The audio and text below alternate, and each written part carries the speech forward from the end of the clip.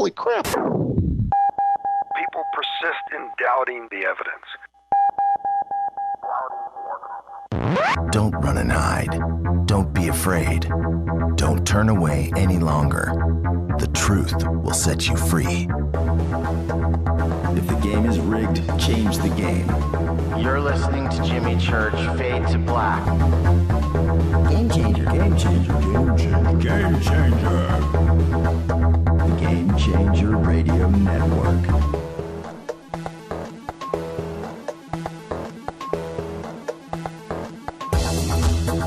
Turning all of our antennas towards Jimmy Church.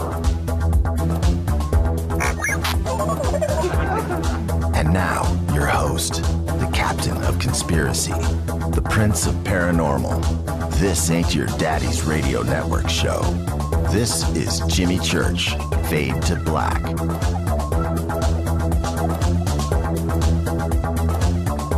All right, what's up? How you doing? How you doing? Fade to Black. Oh, yeah. What a great week on the show. I just want to say thank you to everybody. The last 3 days been walking around on cloud nine, and it was like that all day today. I want to thank each and every one of you. And you know who you are. This is Fade to Black. Bespoke radio for the masses. Oh, yeah. Today is Wednesday, July 22nd. 204 days into the new year, 161 days left. As always, we are live from the City of Angel Studios right here in downtown Burbank, California. COA Vapor, makers of the Fade to Black e-juice, and it's called Fader Loops. That's right. I'm doing it right now. Exhale. Just go to the COA banner, JimmyChurchRadio.com. Use the promo code Jimmy for that Fader Not special. For KJCR and the Game Changer Network and KGRA, the planet, I am your oh-so-humble host, Jimmy Church. What is cracking, everybody? I would like to welcome everybody listening all around the world, all across the United States, hither and thither, to and fro, back and forth, up and down, east and west, north and south, far and near. This is Fade to Black. And tonight, we have researcher, author, man of the world, Clifford Stone is here. The call-in number is 323-825-5045. You can Skype in Fade to Black 14. Big proud salute to the men and women in uniform, fighting the good fight for us. For without them, there is no me, there is no you, there is no us, and you could not hear me right now. Think about it. Man, I'm fired up. Clifford Stone. Enough said. Thank you to everybody that has subscribed to the podcast. And if you haven't, you can do so. Just go to JimmyChurchRadio.com, click on podcast. It helps support the show. I haven't said this in a while. We do everything for free here. Yes, we do. We have managed, all by our lonesome, our advertisers, our sponsors, T-shirts, things like that. They all keep things running here. The podcast is another piece of the puzzle. And the podcast is just $2 a month. We would do it for free. We just can't because we have a partnership with Libsyn. And that arrangement was, dude, I want to do it for free. We can't. And that thing got down to $2. It's as cheap as we could do it and still pay for all of the apps and all of the platforms and everything else. Everything was custom made for us. So that's it. But what you do get with the podcast that you don't get anywhere else, you get the apps, and you get 300 shows archived right there. You can go back to the old days. Oh, man, I haven't listened to any of that stuff. Oh, man. nails on a chalkboard. But that's what you get from the podcast. And we did the podcast because so many people needed it. You know, I need it. I drive to work in the morning. It's the next day. I want to get caught up. I have to do this. I need this platform. I need that. And the only way to pull all of that off was with the podcast. But it helps support the show. Even if you don't need it. Even if you don't do it. Go. It's $2. $2. Yeah, you know, we support the show through YouTube, and you know, there's all of these little teeny tiny revenue streams, and by the end of the month, we're able to keep the lights on, keep the bunker running, and keep the show going. So there you go. And if you haven't gotten your T-shirt, and we have sold so many of those, thank you to everybody. I don't know if I announced this, but I think it should be up on the website. We now have all sizes except small. I just didn't think anybody would ever want a small T-shirt these days. But everything else is in stock. We have it all. So small, medium, large, extra large, 2X, 3X, and 4X. Whatever, it's all in stock. Go order T-shirts. Order them for the neighbors, the kids. It's all here. And if we have to order smalls, I'll get some smalls done. Okay, it's not that big of a deal. But nobody's ordered a small yet, by the way, or requested a small. What does that say about my friends? We need 3X, 4X, Jimmy. Don't worry about any smalls. There's no smalls around this house. But they're all in stock. And they all ship the very next day. So help support the show. Go get yourself some Faded Black T-shirts. Did you see Alex Mastretta last night at the UPARS thing in Studio City, up on stage, probably talking about the Trepang in those photographs? But there he was, blazing his Fade to Black T-shirt in front of the crowd. I'm sure there was somebody out there that was not happy. But there you go. And also posted up on our Facebook page today, and you can certainly go check this out. One of the listeners out there, Chuck, who won a T-shirt on Rock and Rule Trivia Night, and it was about the Rendlesham Forest. I do remember the phone call. I remember the question. It was about the second night and who was there. Well, anyway, he's on vacation, sporting his Faded Black shirt, and he sent it in today, so we posted that up on Facebook. It's pretty cool. Whoa, if you can, grab that pic and throw that thing up on Twitter, man, because it is glorious. Love it. All right, now let's go. Tonight, Clifford Stone is with us. A couple of things I want to get out of the way really quick before we get this show cracking. Well, you know what? No, let's get the show cracking, and I'll get everything in before this first break. Today, our good friend, Reese Iffens, is 48 years old. And I almost ran his commercial right now just to do it. Reese Iffens, 48 years old. You know him from Harry Potter. What was that movie, The Replacements? And he played the kicker, remember? He was the kicker on the football team. I think they called him Feet.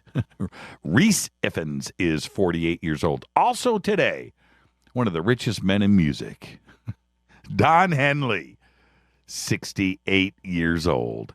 We went, really quick, I have a way of rambling for no apparent reason, but last week, and I think it was on Ray Donovan, they ran some Eagles. They ran Hotel California. So we went and we're looking for trying to find that version of Hotel California that they ran. And then just for grins, I went and looked up the wealth of everybody in the Eagles.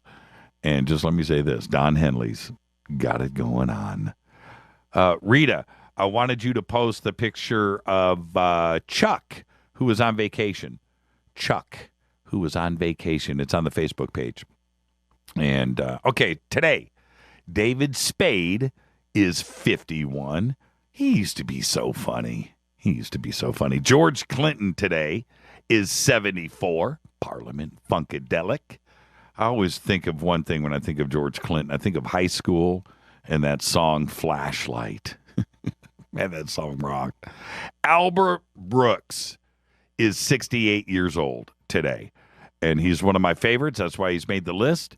Lost in America, Black 22, and that's an inside joke. If anybody has ever seen that movie, you know what I'm talking about. Broadcast News, The In-Laws, the remake of The In-Laws. He's absolutely hilarious, but one of the greatest sci-fi movies / comedies.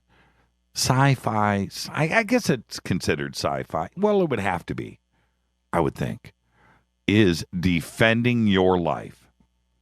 One of the greats, one of the great movies ever. Defending Your Life, Albert Brooks. And so I wanted to run with this in Twitter. I'm going to test you guys right now because I know you're on my page.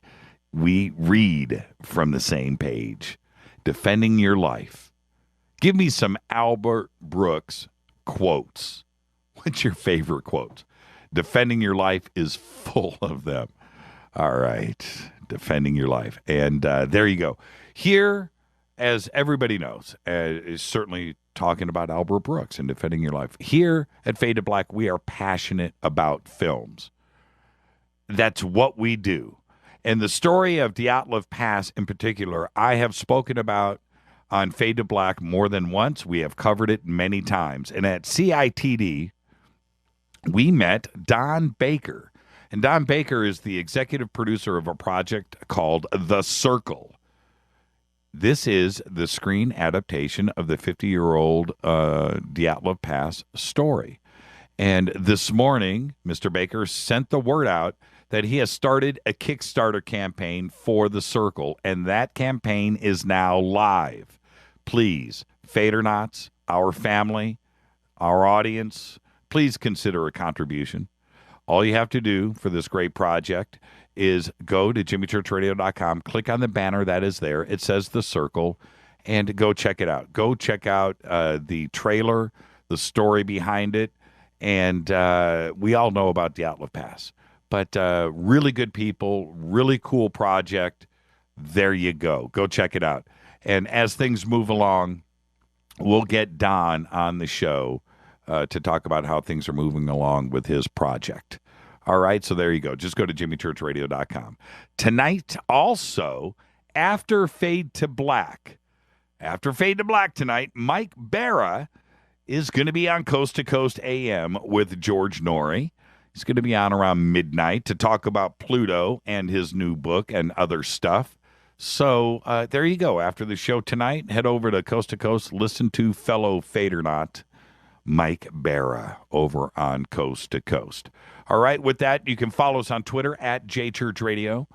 Follow us on Facebook. Like us on Facebook, which is jimmychurchradio.com. I think that's what it's called. Yeah, it's jimmychurchradio.com. Just head over there. And also you can subscribe to our YouTube page, which is Fade to Black. I think it's KJCR, Fade to Black. KJCR, Fade to Black.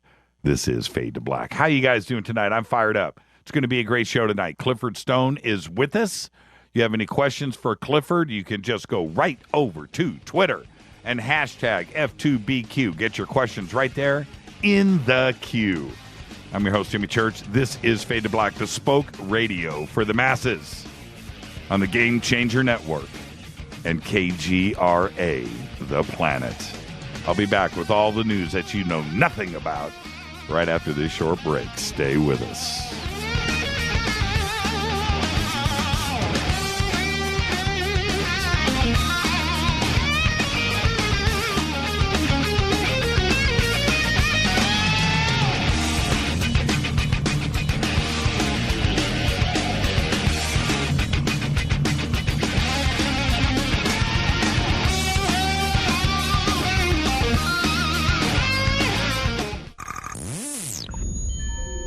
You're listening to Jimmy Church, Fade to Black.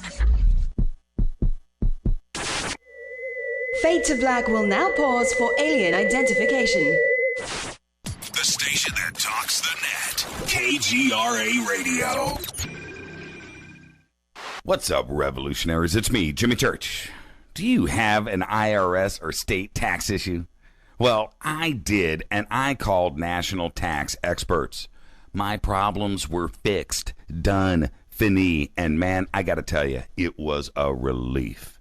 National tax experts are a recognized tax office that services clients in all 50 states. It doesn't matter where you live. Give them a call. I'm telling you, they take the time to understand each and every client's individual financial status as well as their financial goals. And that's exactly what you need, my brother, when you're taking on the evil 3-letter. So, seriously, give them a call today at 1-877-909-5444.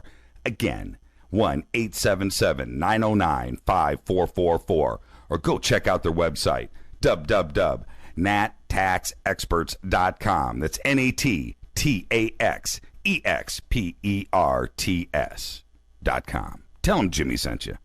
9 out of 10 geneticists agree. Fade to Black is not your father's radio show on the Game Changer Radio Network and KGRA, The Planet. Hi, this is Chase Klutsky with Fate Magazine Radio, and you're listening to Jimmy Church and Fade to Black on the Game Changer Network and the KGRA digital broadcast station, where the Fader-Knots rock.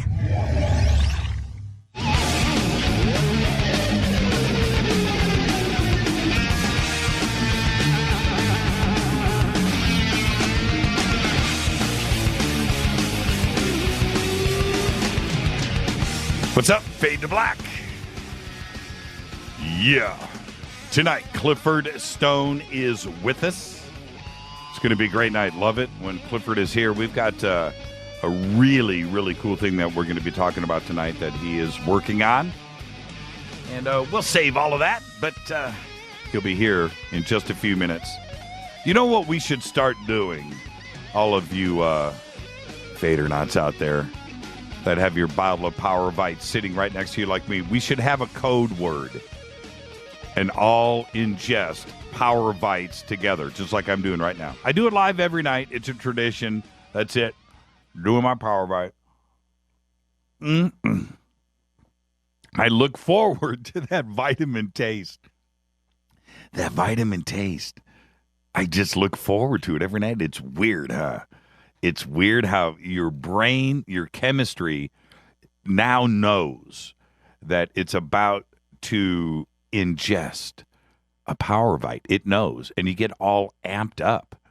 You know, something is being released in your brain. It just knows that that Power Vite is coming. And there's nothing coded, nothing hidden.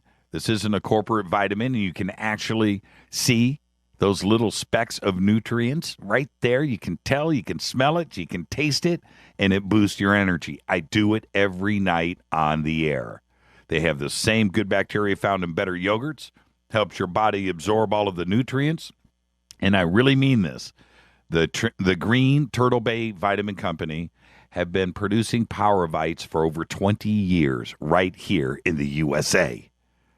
What else can I say? I stand by this product.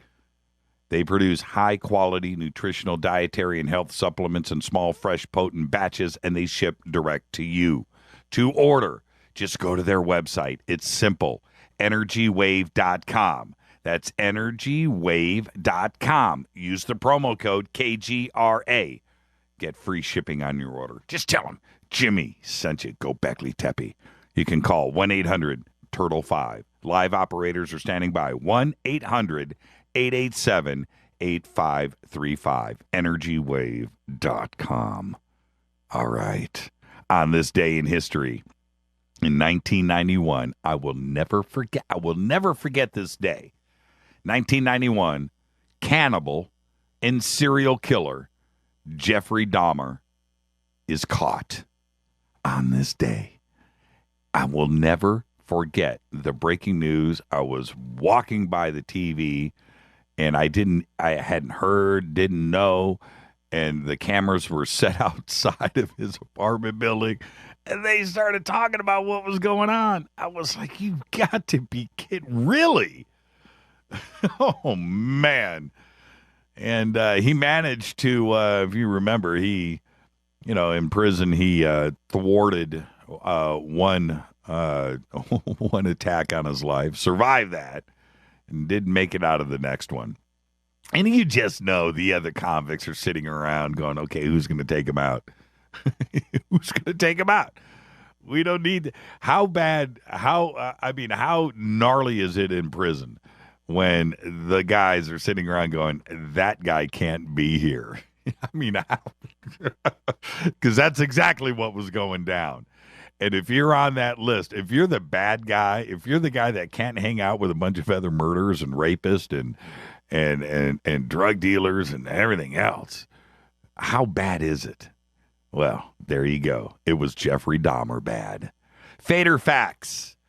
In an effort to combat illegal gambling in Greece, that's right, in Greece, all electronic games like online chess have been banned. You can't play any electronic games in Greece. Now, sent in from Micah Hanks tonight, and I just had to do this. And he said, Jimmy, I got a fader fact for you. So here it is. Thank you, Micah. And this is his fader fact. When threatened, the western hook-nosed snake emits a cloacal pop, a fart, sometimes with so much energy it lifts itself off the ground. It levitates. Thank you, Micah. I can already see Twitter lighting up. Let's see how many women start tweeting, yeah, that's my husband. There you go. Thank you, Micah. That's great. And I hope those facts have been vetted. Here you go. Here's all the news that you know nothing about. A flaw in several Chrysler models lets hackers remotely control them over the internet, posing as an unprecedented danger for American drivers. Yes, hackers can cut the brakes, shut down the engine. That's right. Drive it off the road or make all of the electronics go haywire. Jeep Cherokees, Chrysler 200s, Dodge Rams, and several other vehicles are vulnerable to such attacks, according to the research that was revealed yesterday.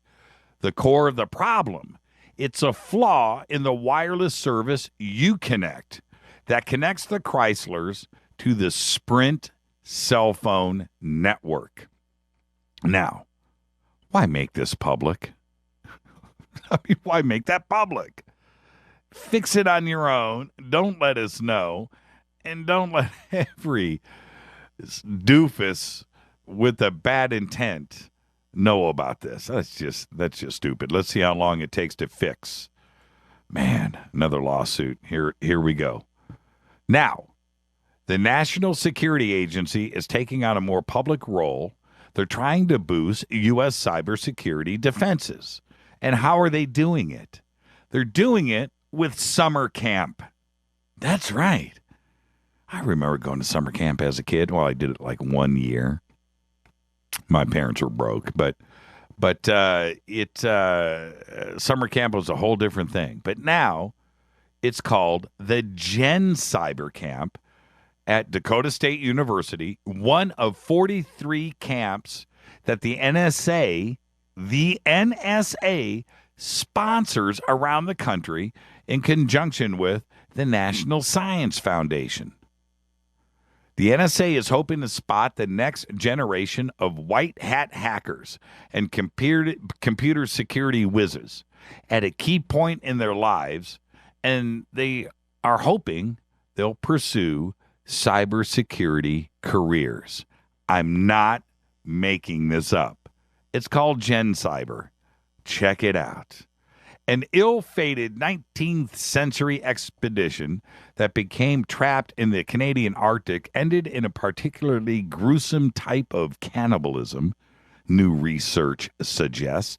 The gory end was faced by the British Navy on the Franklin expedition, the doomed 1845 voyage to discover a sea route through the Canadian Arctic to the Orient.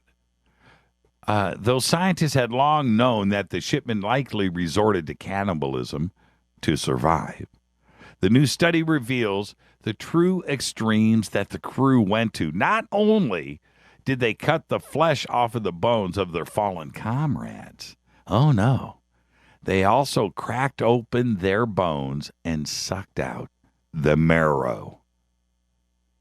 Ugh. Crazy, huh? Native American ancestors reached the New World in a single initial migration from Siberia at almost 23,000 years ago, only later differentiating into today's distinct groups, DNA research revealed yesterday. Most scientists already agree that Americas were peopled by forefathers who crossed the Bering Land, an ice bridge which connected modern-day Russia and Alaska in Earth's last glacial period. Humans were already present in the Americas 15,000 years ago. We know that. Archaeology shows us this. But now, analysis by the Center for Geogenetics at the University of Copenhagen and published now in Science found that there was only one singular migration, and that happened 23,000 years ago. Amazing. Published today in the journal Science. Washington says people who receive Social Security disability, not retirement, but Social Security disability, face steep benefit cuts next year unless Congress acts. In a report filed today, the trustees that oversee the Social Security said the Disability Trust Fund will run out of money in 2016, right in the middle of a presidential campaign. Yes, and that's going to trigger automatic 19% cut in benefits, and Congress could shift tax revenue from Social Security's much larger retirement fund. The retirement fund has enough money to pay full benefits until 2035, and that is a year later than last year's reports. Check this out. Here's a little happy story. Chris Brown. Is this on? This thing on? Chris Brown has been barred from leaving the Philippines. That's right.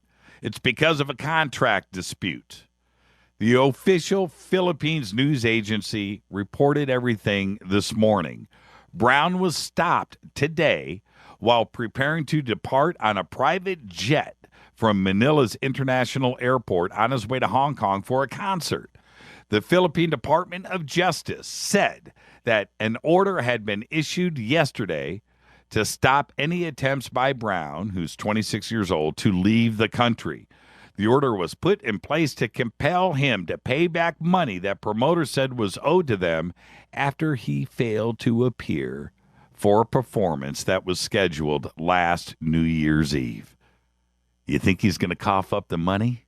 We're going to find out. Oh, really quick before we head off to Clifford Stone land here. Elon Musk says that SpaceX has pinned down what probably caused the company's rocket to explode minutes after liftoff. After reviewing data from a failed mission to the International Space Station, Musk said that it looks like a 2-foot-long metal bar, a strut, failed. That strut was meant to hold down a helium tank in the rocket. It failed. The tank crashed inside of the rocket, which caused an explosive drop in oxygen pressure. SpaceX has not launched anything since. He doesn't expect to resume flights before this fall. And that's all I've got for right now. We'll do some more right after we're done with Clifford Stone. This is Fade to Black. I'm your host, Jimmy Church. We'll be right back after this. Clifford Stone will be with us. Follow us on Twitter at JChurchRadio. Very simple. Email is jimmy@jimmychurchradio.com. This is Fade to Black, bespoke radio for the masses on the Game Changer Network and KGRA, The Planet. I'll be back right after this.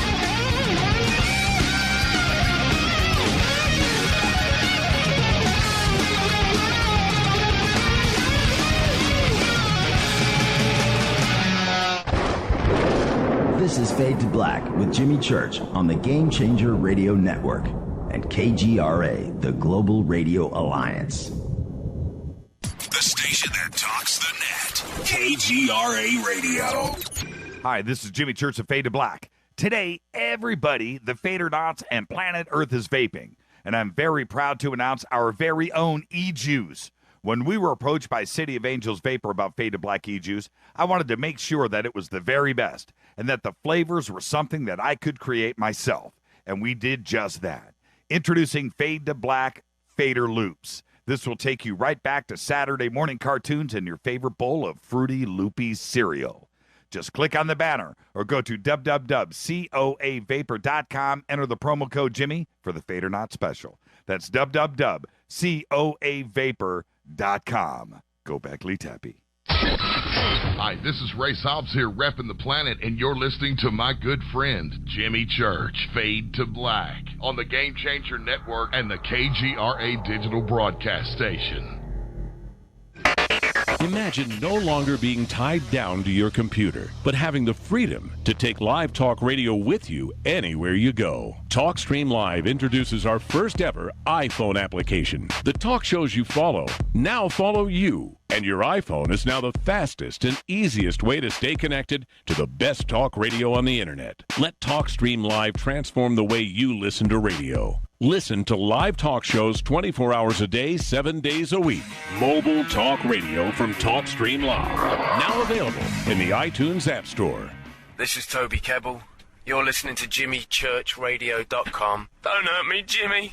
I'm only little. Hey, I'm Adrian Grenier. And this is Ari Gold. We're the Honey Brothers. We're of the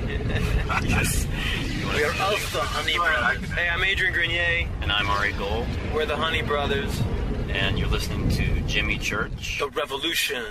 Attention, all Fadernauts. Studio Dome has a special deal on their SD1 Bluetooth speaker. Just go to jimmychurchradio.com, click on their banner, enter the promo code Jimmy, and you get $40 off and free shipping on the SD1. It's voice activated, comes with a USB antenna, cables, and a carry bag. Never listen to your phone, tablet, or laptop speakers ever again. It's the only way to listen to Fade to Black. That's jimmychurchradio.com, Studio Dome banner, promo code Jimmy. Go back, Lee Tappy. This is Micah Hanks of the Gralien Report, and you're listening to Jimmy Church on Fade to Black, across the globe on the Game Changer Radio Network and the one and only KGRA Radio, The Planet.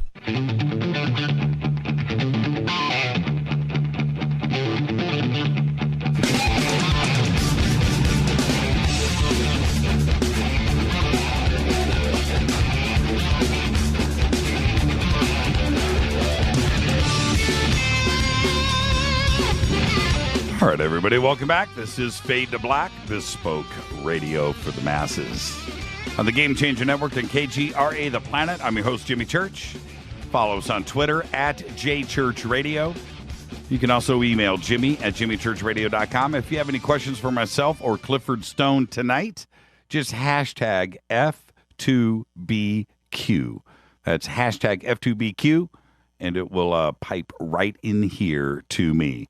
Clifford Stone is unique among those experiencing and investigating UFO and ET phenomenon.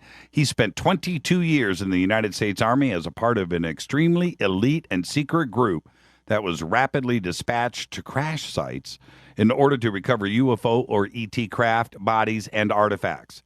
Since his retirement from the Army, he has devoted his time to a diligent Freedom of Information Act search of government archives.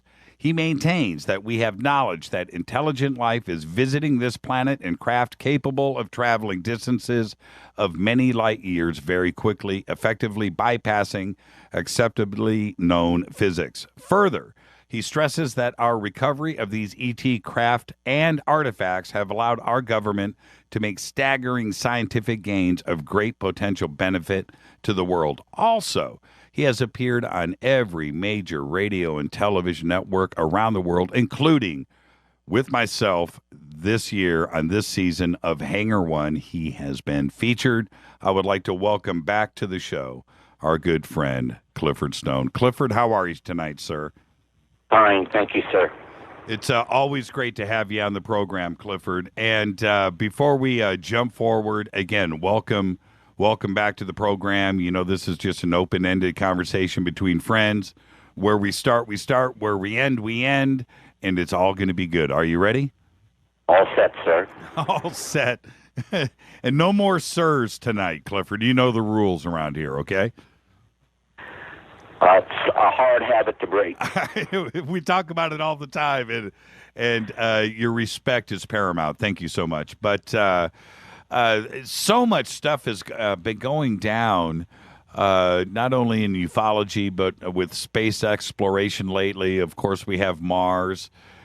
We have China going back to the moon. We have Pluto. We have Ceres and the crazy lights on Ceres, which we're going to be talking about tonight with the moon. But is it, and then also this week with the announcement of Stephen Hawking and his buddy Yuri and this new $100 million influx of cash into SETI and the search for extraterrestrial intelligence. Do you think this is like a drip of disclosure? You know, like you've got a bag of plasma in the hospital. You know what I mean? It's like a little drip. Is that what's going on? Do you feel something about to break here? Yeah, I think so, but I've felt that way for some time now. It's just a question, I think, that, you know, the powers that be, they need to know how to do it in a responsible way, and at the same time, understanding that they're going to have to explain, not just to the United States, but to the world, that we, along with other major countries of the world, have known for a long time, going at least all the way back to the Second World War, that we have had visitors from other distant planets and other dimensions visiting us here for a long, long time. You have been doing FOIA document requests and research for a long time, and on top of that, you've got your own sources for documents. And when somebody like you discloses this and distributes it freely, it's out there for us all to see. But yet, D.C., Washington, and the powers that be, and all those three-letter agencies are still in denial about this. And what's it going to take for somebody to just step forward and say, okay, this document is real? Anything and everything I put out there where I state that it's real, it has a pedigree. As surely as you have a dog that's got a pedigree, a horse that's got a pedigree, that documentation has it. Right. And the big problem is getting the mass media, who says that they are investigative reporters, to really and truly investigate the hard evidence that is out there in the form of documentation and push the issue. I'll give you a good example, and I will always harp on this. Moon dust and blue fly were very, very, very active in the recovery of unidentified flying objects. In short, objects that did not originate on the face of this world. But, you know, at the same time, we went ahead, oh, well, it had to deal with the Soviet Union. Well, when I had members of Congress ask, well, what happened? Department of Defense came back and said those missions never existed. There was never a unit at Fort Belvoir, Virginia, that would have anything to do with it. And it was totally untrue. When I presented 27 documents showing that to be the case, they went ahead and immediately said, oh, those missions in that organization.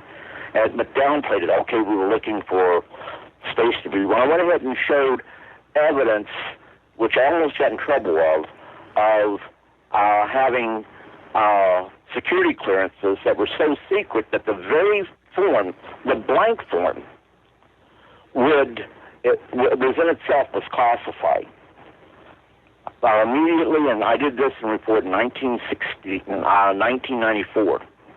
I sanitized it to where it could be public, but I went ahead and I had 5 members of Congress that I sent a package to. And, of course, it was, this stuff shouldn't be out. Well, actually, it was already not classified, I'll put it that way. But they would go ahead and try to say for official use only. But by that time, we'd already done away with the so-called for official use only. We still use it, but it's antiquated. It is not even a classification anymore. FOIA is what we call it. We have documents that are what we call internal source documents, and those are still protected. But for official use, that right there is antiquated. We can't even use it. And if you go ahead and make a request, 9 times out of 10, it's going to be released simply because it doesn't meet the criteria of keeping the information out of public domain. Anyhow, the end result with that congressional report and me talking to several members of Congress, the NSA and the CIA had to acknowledge there existed an organization known as the National Reconnaissance Office. Prior to 1954, or 1994, many members of Congress were not privy to that information. It would be in the early to mid-'60s when the leaders within the little group that knew of its existence decided to go ahead and decided to tell several members of Congress about the existence of the NRO in order to have a voice in Congress to get funding for it. And that was saying, when we decided we were going to go to the moon, we needed good topographic photographs of the moon to decide where to land. Well, who had the best cameras in the world to do that? That wasn't supposed to exist. These were so advanced cameras that the technology supposedly did not exist to make them. So the NASA was going to do their own research and development programs to come up with cameras. The NRO went ahead and said, okay, we got them, but what do we do? If we give it to them, then people are going to know we have these cameras and the technology exists. So what they did, they gave them antiquated technology in which they could go ahead and say, okay, here's some stuff we've been working on. And if you go ahead and look it over, you may be able to come up with something worthwhile. So what did they do? They reinvented the wheel based on the technology that was old hat to the NRO. They developed some revolutionary new cameras that they could utilize to go ahead and take topographic photographs of the moon. They'd already decided where they wanted to land, by the way. They already knew what they wanted to look at on the moon. So they went ahead and they did this. But remember, this was technology we were using that nobody in the world knew that this technology even existed. Very few, a by-name listing of about 20 people, knew of the existence of the NRO. When it finally was decided to go ahead and let Congress in on the fact that the NRO existed, they selected something like 10 or 12 members of Congress to go ahead and they had to sign the secret form acknowledging that they now had knowledge of Corona. And when we had Project Corona, we also had a caveat, which is a special access program codenamed Corona also, which did deal with, initially it dealt with high-flying spy aircraft, but ultimately it would go into the Corona satellites also and hit up on the KH series satellites that we used to get back a lot of information. To date, a lot of information on NRO has been released, but that's nothing more than a couple of snowflakes from the iceberg, bottom line, because there's a whole lot more. NRO has stuff on UFOs. There's a standalone detachment that even to this day the Air Force will not acknowledge. It was known as Detachment 35. When the U.S. Army Counterintelligence Corps released the information to the newly formed Air Force on UFOs to include many of our recoveries, it was released to Detachment 35. Then CIA officially, the Army Counterintelligence Corps, was now officially out of the UFO business, but really wasn't. but, officially, unofficially, like I always like to say. But the 35th was to go ahead and handle it all. And that had nothing to do with Blue Book. That had nothing to do with Project Sign. It was a standalone unit that very few people even knew existed.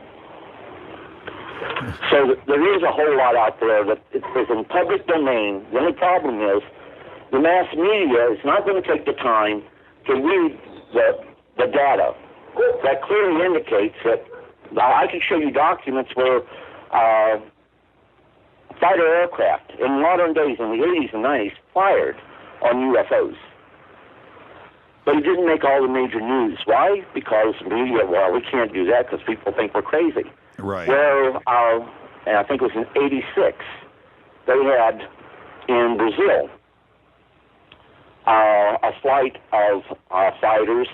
They got surrounded by these discs. And when they took evasive action, the disc went ahead and stayed right with them. But here again, well known and documented in government records, but how many people read about it in the news? Very, very few. I look at you as not only as a patriot, of course, and stuff, but as a whistleblower. You're like a true definition of what a whistleblower does. And when you look at the history of whistleblowers, they don't really. There's no retirement home for whistleblowers. You know what I mean? You have a short run at things, and because you have to deal directly back with the government on a lot of different areas, you're retired. You have the VA, you have the Army that you still have to interface with. Are you ever paranoid about them messing with you on other levels? Not only with a check that comes in the mail, but any other interaction that you have back with the government? Actually, yeah, I have a lot of concerns, but I can't let it control my life. And I've had things happen to me that, are iffy. Was this really somebody sent by the government trying to put the fear of God in my heart, or what? One, I refuse to live in fear. Two, I refuse to let anyone live in my mind rent-free. Three, I will not support any activity that hurts people by trying to go ahead and cover up the truth about the reality of things going on here on our globe, and say it's in the interest of national security when it has nothing to do with national security. It's got everything to do with national insecurity. And the end result is, I hate that term, acceptable losses, because to me, there's no such thing as acceptable losses. Of course not. But they go ahead, these people that wind up killing themselves, losing their job, having their lives destroyed, simply because they happen to be at the wrong place at the wrong time, never believed in UFOs or anything, It was God created the earth for all of us, and there's nothing else out there. And they were at peace with the world in the discussion. And then they had that event. I like to call them an incident of high strangeness, in which it's unquestionable that what they interacted with was truly outside the norms of the reality of this world, this dimension. It was far removed from that. Now they know the truth. And, of course, they want to tell the truth. And they think, okay, they're respectable citizens within their own community, but they just lost it when they start talking about the events that they actually had. And the U.S. government goes in, they probably saw a moon dog, a sun dog. They may have seen the moon under unusual conditions. They may have seen Venus bouncing off swamp gas in a swamp. Right. Things of this sort. But, I love that about swamp gas because this is where the media got it wrong again. That Hynek never, ever came out and said, unequivocally, that swamp gas was what was causing the sightings there in Michigan in March of '66. Right. He arrived in Michigan, and he was met by a colonel there who said, Dr. Hynek, in a half hour we're having a news conference. You will be prepared to tell the media something. He remembered a conversation he had with another professor back at the university before leaving, telling him, well, there's a lot of swamp area out there. And I can remember as a kid, we'd see these little glowing lights like in the swamp, and we called them will-o-the-wasp or swamp gas, and they're caused by decaying vegetation in the swamp being ignited and giving off this glow. So this is what it could be. Well, when he got there, he hadn't had time to check anything out. But here he is, a half hour later, he's got to come up with something. Remembering that, he says, well, one possibility is, and the media loved it, they jumped on it, and, mystery solved, it was swamp gas. And J. Allen Hynek never, ever stated that, but he could, even when he told, and I know how that is, even when he told the truth, that, look, that's not what I said, and that's not what I meant. Oh, well, no, you said it. And I know how that is. I know how that is because I have had situations where people put words into my mouth that isn't exactly what I said, the way I said it, and it goes ahead and makes the story entirely different. I always have one hard theorem I stand behind. I stand behind what I say, and I've always told my kids at Job Corps, say what you mean what you say. Right. Don't let no one change your words to where they're putting the words into your mind or into your mouth, thereby going ahead and controlling your thoughts. Never, ever let that happen. One of my favorite things to do, Clifford, is just for grins. I'll every few months pop in swamp gas UFO into a Google search and look for images. And to this day, you would think that there would be thousands. There are none. Oh, no. There's none. They don't exist. Now, I remember in 1969, 1970, reading as a kid, the famous swamp gas quotes that started back then. Now, today, we laugh at that.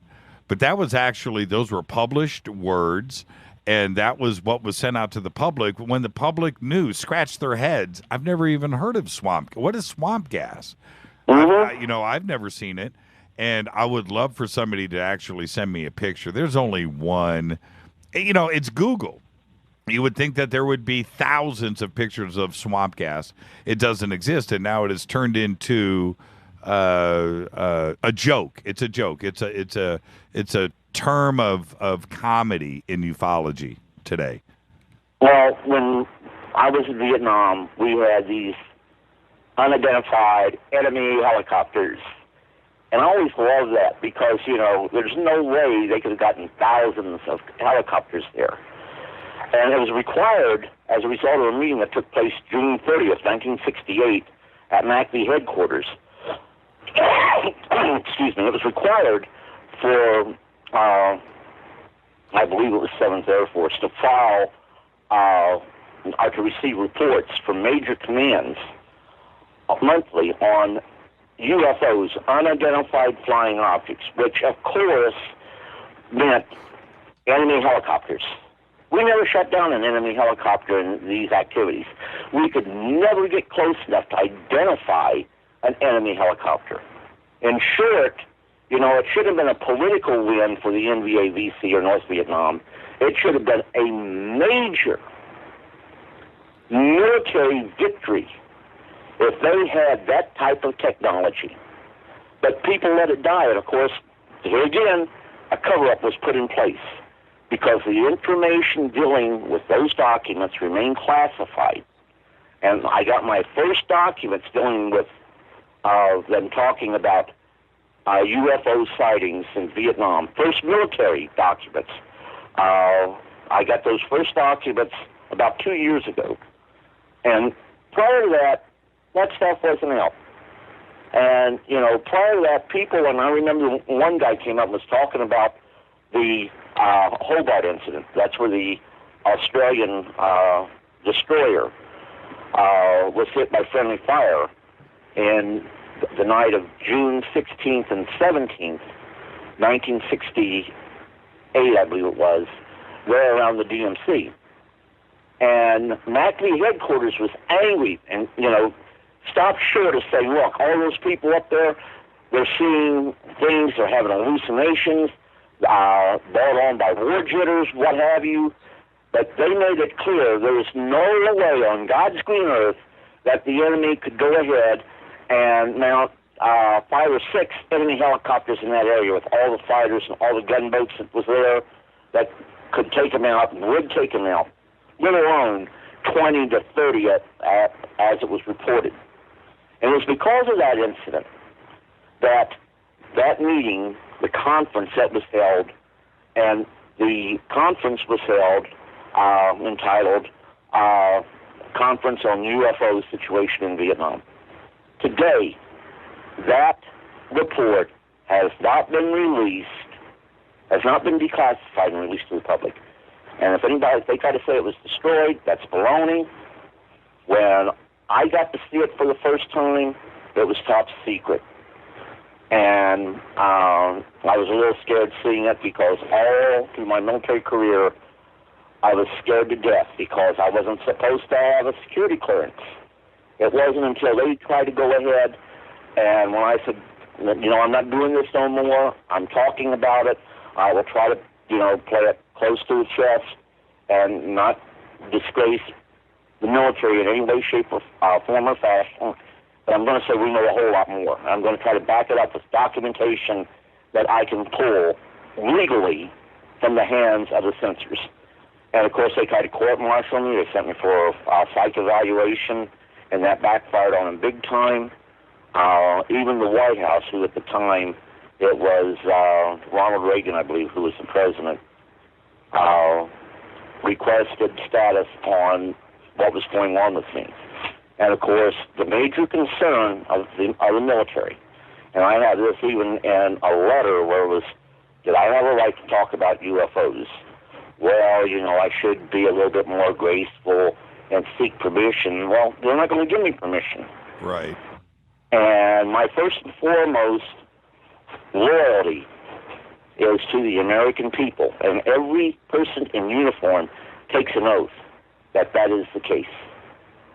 And if the powers that be try to go ahead and be self-serving and deprecated to the American people, then we as American military, we are required to resist that.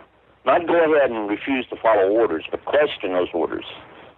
That became very, very clear in Vietnam right after My Lai, because, here was all these soldiers, they violated the Geneva Accords, and of course they stated we were only following orders. And you talk to anybody in uniform, they'll tell you there's no such thing as an illegal order, because if you refuse to follow an order, they'll bring that up on drummed-up charges referring to something else, and you will wind up being court-martialed, even though you did the right thing. And, the leadership manual tells you, if it means that you destroy your career, when you're faced with having to do the morally right thing versus the wrong thing, you are to go ahead and do that which is morally righteous. And I can tell you right now, being in the military, that is not an easy decision to make, because if you do what is morally correct, you're going to pay a price. We had an officer, and I went ahead and I helped some of the officers in my command where they were trying to railroad me, who went ahead and got this major and stood him up and said, I'm destroying this person's career, and I can do it to any of you. Well, he tried to do it to a couple of other officers, and of course I was in a position where I could help them, and I helped them, because the whole situation, it was wrong. Right, right. Oops. That did not win me any brownie points with, at the time, he was a major, then he went on to become a colonel. And it's the same one that went ahead and said, okay, we're going to be here till you tell me what you know about UFOs. And I said, well, sir, do you mind if I light up and smoke a cigar? Go ahead. And at that time, you could smoke inside a building. And I said, you going to call your wife, sir? Why do I need to call my wife? Because, sir, if you're going to wait here till I tell you what I know about UFOs, then we're going to be here for a long, long time, because it's going to be a cold day in hell before I tell you anything. So he went ahead and said, well, I'm not mad at you, but what difference does it make to you if the Pentagon has 50 craft saucers? Let's stay right there. We're against a hard break here, Clifford. Let's take the break. We'll pick it up right there when we come back. Tonight, Clifford Stone. This is Fade to Black. I'm your host, Jimmy Church. At JChurch Radio is the Twitter. We'll be back right after this. Stay with us.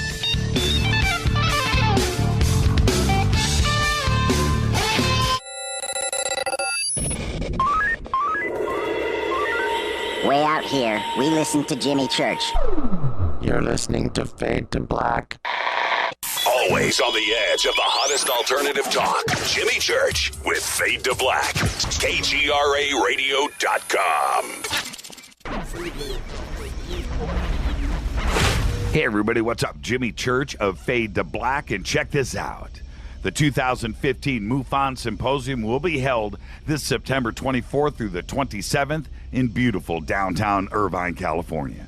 Expanding ufology, opening new doors in academia, industry, and media. Former Defense Minister of Canada Paul Hellyer will be there in person. Former CNN news anchor Cheryl Jones, TV news journalist Jaime Maussan, and MUFON's chief photo analyst Mark D'Antonio. They're just a few of the growing list of names for the 2015 event. It's September 24th through the 27th at the beautiful Hotel Irvine. Get your tickets today at MUFONsymposium.com. That's MUFONsymposium.com. Go Beckley Tepe. ¿Qué tal, mis amigos? Yo soy Mario Carsanel Tiburón y los invito para que escuchen a mi buen amigo Jimmy Church Radio. ¡Claro que sí! Did you ever turn to your radio for your favorite talk show to find that it's been preempted for this? In the air to deep right center. Back goes Lewis to the wall. And it's out of here!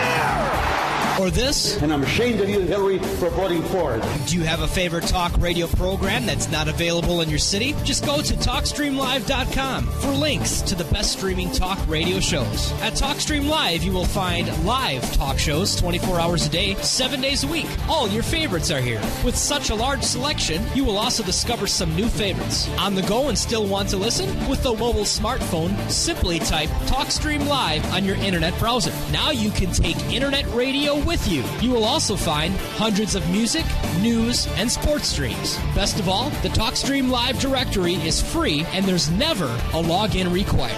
Remember TalkStreamLive.com, the fastest route between you and your favorite talk radio show. You are listening to Fade to Black with Jimmy Church on the Game Changer Network. Oi, oi, I'm Reese Evans. You're listening to Jimmy Church. This is Revolution. The revolution will not be televised. The revolution is on radio. Ciao.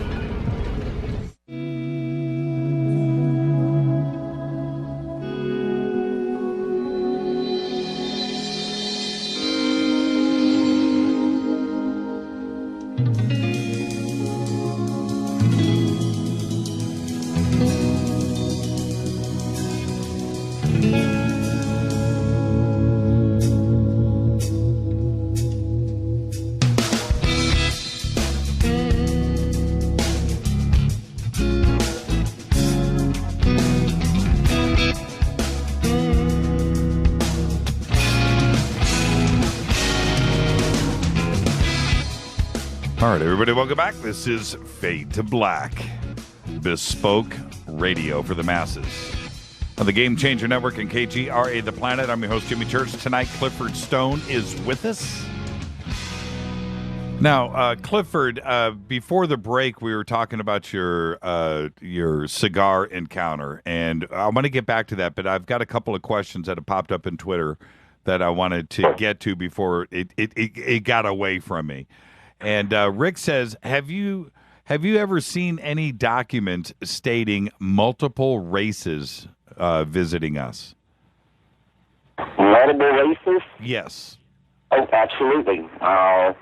When I was in the military, I got to see on several occasions a document that cataloged 57 different species.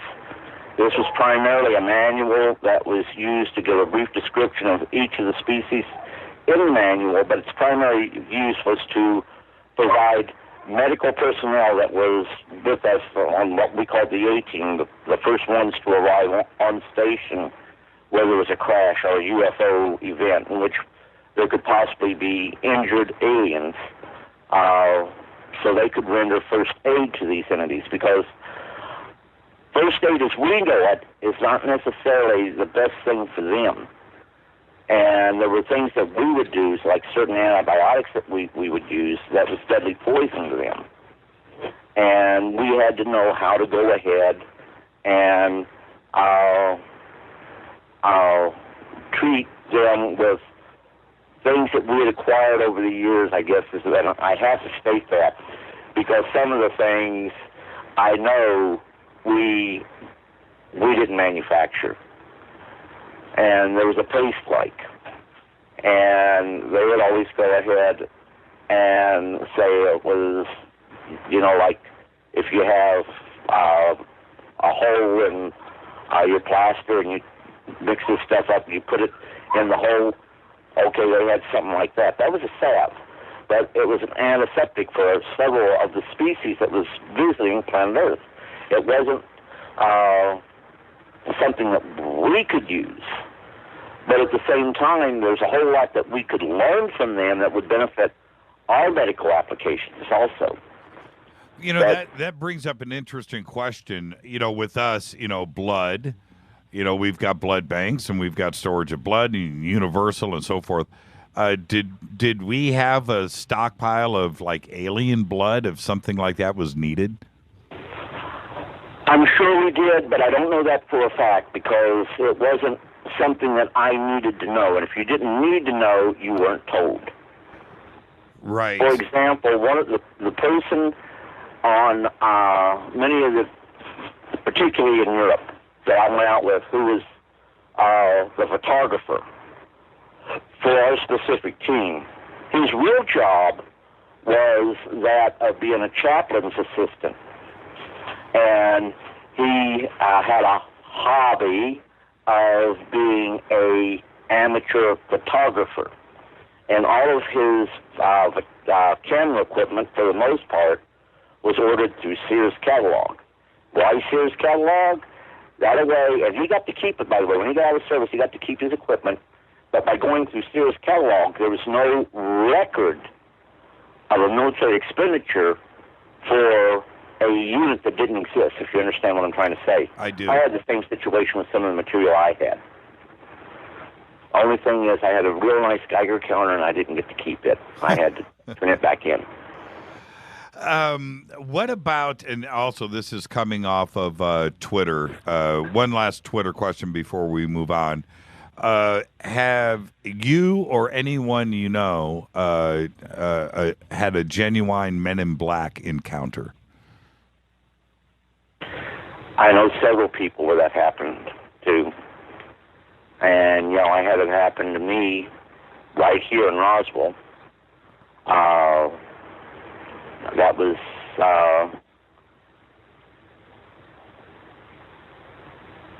I've told this to several people, but I don't know whether I ever told it on the radio. It was the time that I was going through all this trouble, and I decided to go ahead and talk. And I can find the date because we found a strange object right here in town, and people who got close to it got sick, and the fire department picked it up, and it was recovered by the military, supposedly by personnel from Kirtland Air Force Base. And I have the newspaper account of that somewhere here in the house. But I talked to several people about this. But on that particular night, I had a person show up to the back by my fence here at the house we live in right now. And he told me, he said, okay, do you want me to come in with your family being there? And they're not going to ask questions, and we really don't want them involved in this. It's you and us. And I said, well, we can talk right here. He says, no. You go with me. And this, let me forewarn you, this is going to get crazy, but I'm going to tell the whole thing and let the chips fall where they may. I went ahead, got my car, and he got in the car with me, and we headed out, going down Main Street. And he was in a black suit with tie, white shirt, brim hat, which looked way out of place because people don't wear brim hats nowadays, you know. But here he is, and he's got these sunglasses on, real dark. You can't see his eyes, and he'll hold up his hand. He says, how can you people drive with these suns hitting you in the eyes all the time from oncoming traffic? And I said, what, you don't drive? You got eye problems or what? And he said, only here. And, you know, I really wasn't putting two and two together. And he was trying to tell me how I needed to go ahead and kind of cool my heels and back off, that there was things that didn't need to be said right now, and I was pushing the envelope. I was trying to get things to happen, and me getting court-martialed and losing all my benefits and causing problems with my family, this just wouldn't be fair. And the situation, if I meet with an accident, then, you know, while my family might be taken care of, I was needed. There'd be times in the future that I would be helping other people, and these other people would lose the benefit of having me there. And to this day, I still don't understand what all that was all about. Right. We went on out, and we turned, and we headed like we were going to Clovis. And we turned down that road, and we went on out to, 20 miles or so out of town. And he said, pull over here. So I pulled over, and he got out. Then I heard this helicopter. And I looked up, and I could see the helicopter. And the helicopter came in, and I think the place is called Donahue Hills. And it landed. And I got out, and I started following. Well, when I went out and got in my car, my mama didn't raise no fools. I had a .357 Magnum with me. And he went ahead, and when he got out, he says, I know you got a pistol, and you may think that could afford you protection. He says, go ahead, shoot me. And I don't know why, but I took some shots at him. To this day, I have no idea why, but I could not control myself. We walked towards the helicopter, and I followed him, and at some point, he kept telling me, go ahead, satisfy your curiosity. But then when we got to the helicopter, there was no lights. I should be able to see through the windows, and I should be able to see the pilot, the co-pilot, and anyone in the back. The side door was open. But there was no tinted red lights like if they were driving with blackout. And I should be able to see on the inside, and you know, if you've seen a UH-1, you know those are big windshields on the helicopter. And I was close within 15, 20 feet of it. And I shot, and he told me, see, I told you that there's nothing you can do to harm me. He got in the chopper started to take off. As the chopper took off, now it started to get real foggy. I went on back to my car. When I got back to my car, I got in it, and I turned around, and it was like I was the only car on the road. And as I drove, it was like my lights, you know, it was not like, you know, you have fog, it's like gray. It was like a grayish brown. Then I noticed these rabbits, but not like wild, they were white rabbits, lining up on both sides of the road. Whoa. And at one point, you know, and I'm only doing 15, 20 miles an hour. To go faster, you could run into something because the fog was that thick. And I was thinking about pulling over, but I thought better not, because this isn't normal with these rabbits lining up on both sides of the road. And I mean, hundreds of them. And, you know, they wasn't coming out in the street, then one came out in the street turned facing my gun. I tried to hit my brakes, but I ran over it. Then I stopped and I got out. The rabbit got up and went back over to the side of the road and got with the rest of the rabbits, turned around facing the road and stood there and looked up like it was looking at me. And, you know, I went ahead when I got to where I was only a couple miles out of town. Then the fog cleared. And when the fog cleared, I went ahead and pulled on over, and there's this 18-wheeler comes wheeling right down. I'm thinking, gee, it's good that I got out of there. And he passes me right on by.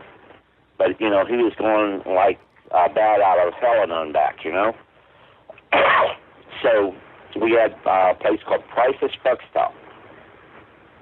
Just before you go into Roswell, as you're coming in from Clovis or Albuquerque, those places there, like you were approaching Roswell from the northern part of the town.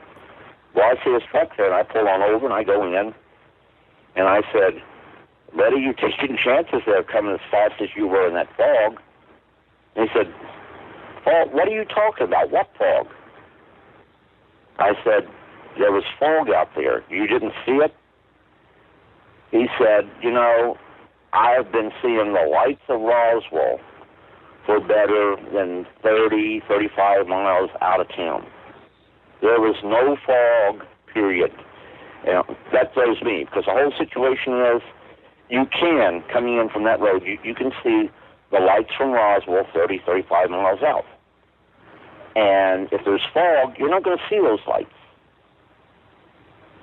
So I have no way to explain that, any shape, form, or fashion. And this was towards the end of 1985 or 1986. What about the white rabbits, Clifford? What did that end up meaning? Did you find a source of the rabbits? Anybody else talk about No, them? I mean, to the best of my knowledge, there's no way there could be hundreds of white rabbits here. You know, they're grayish. They're like cottontails, wild rabbits. Sure. I've seen very few white rabbits in the wild here. To be sure, there's a couple, but normally they're that grayish-white, you know, not the white. And I mean, I've never seen that before in my life, and I've never seen it afterwards. And I haven't a clue how to explain what I just told you. All I know is that it's true. It happened to me. That's how I know it to be true. Now, it truly sounds like, and I'm not making light of it, like a really bad Twilight Zone episode. You know, everything that happened so quickly. You know, not only the white rabbits and the fog, but the helicopter and the lights and the sunglasses and all of that. What did you come away with? I'm trying to tie everything together. But I came away with, you know, they were trying to make it to where if I were told the story, that'd sound crazy. That's what I was thinking. At the same time, to scare me into silence. And long before that, while I was in Vietnam, I'd already decided that, you know, we all going to die sometime. But I was going to try to live my life to where, when I come before our Maker, I can say, I hope you are pleased with the life I lived and the things I did in my life. And I made it a point at that time I would never be afraid of dying. The only time I got concerned is when I was doing some things for a government agency with my family. My daughter got over here, and I don't know if I told you the story, but my grandkids, which was her, they were scared to death of their grandpa. And my granddaughter, she was horribly scared to death of grandpa. Anyhow, over the course of time, I had to help her with her homework. When she went to college, I had to help her with that. And please understand, not do it, but help her to where she could understand it, because she was, you know, when she first got here at the age of 14, she did not speak a word of English. But, you know, we became real close. I mean, we went one Christmas at their home, and all the family was there, and everyone left. Then she went ahead. We were talking about things, and she went ahead, and she asked me. She was, I think, at this time, 16, and it was 1997, I believe, that we were. No, it was after, that was 2006, I believe. She's 27 now. But anyhow, she looked up at me and she said, "Grandpa, how long do you think you can live?" And I went ahead and I said, "Well, honey, none of us know how long we're going to live." And she says, "Do you think you can live another 5-6 years?" And I said, "Well, I think I'll try, okay?" And she said, "No, Grandpa, you got to promise me. You got to promise me you will never die till I get married. And I need you to promise me this." And she started crying like her heart was broken and said, "I just love you so much, Grandpa."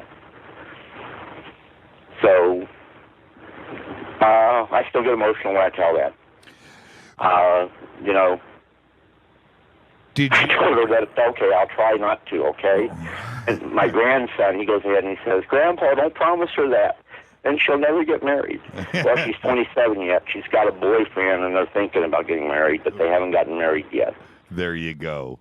But, Did you ever stop and think about what might have happened or what you might have seen if you would have chased those rabbits to see where they were coming from or where they were going to? Oh, absolutely. And, you know, when I pulled over, I was actually thinking about going back. Right. And the situation was, I wasn't really afraid, but I've looked back on that day, like I said, after she said that, and some of the things I was doing, because some of the things I was doing was very, very dangerous, and I'd get myself killed. And every time I got on the helicopter to go to do those things, which I did, I always thought back to my granddaughter. I wonder if she would know that I'm doing these things to help other people. And by doing these things, I would hope that if she was in the same situation, someone would come to her aid also. And I remember thinking, if I die this night, will she know her grandfather died bravely and died for something that he believed was a worthy cause? Because, you know, you couldn't talk to the family about the things we were doing. Even to this day, I can't talk a whole lot about it. Right.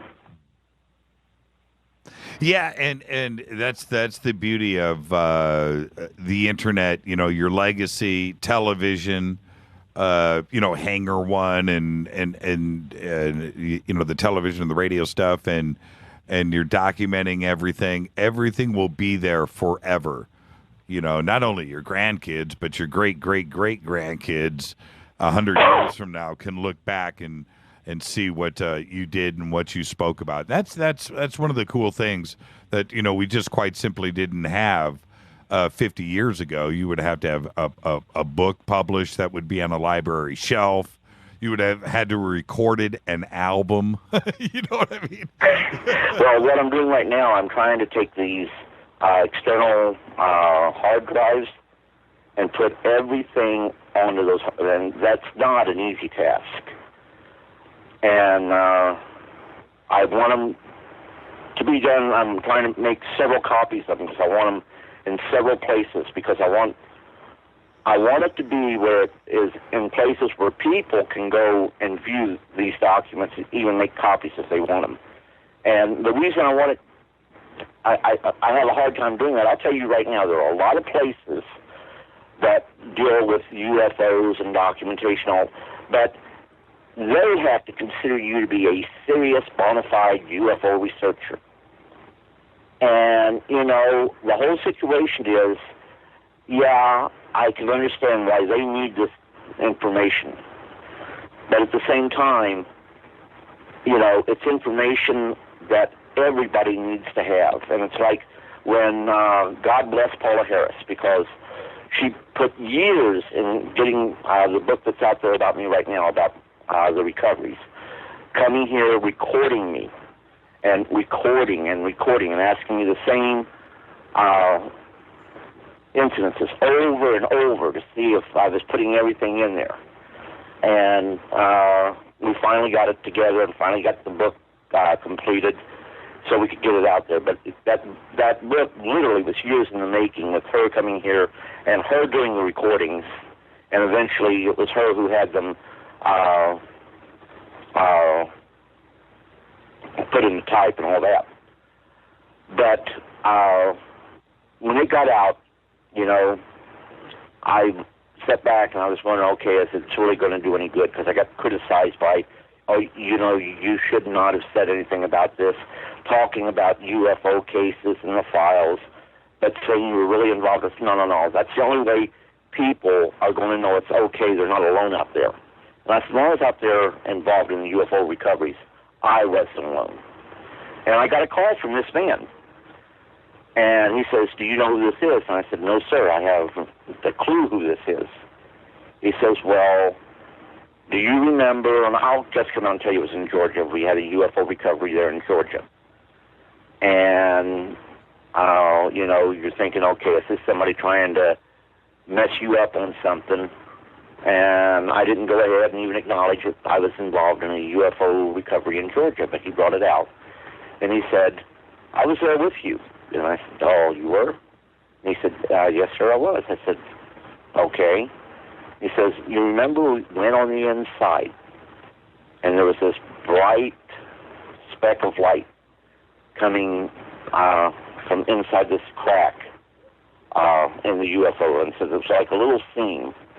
And you were trying to dig back there to see if you could get it out, but you couldn't get it out. And the bayonet wouldn't fit in there. I said, yeah, I remember that. He said, then you took a paper clip. You put the paper clip in there and you turned the paper clip.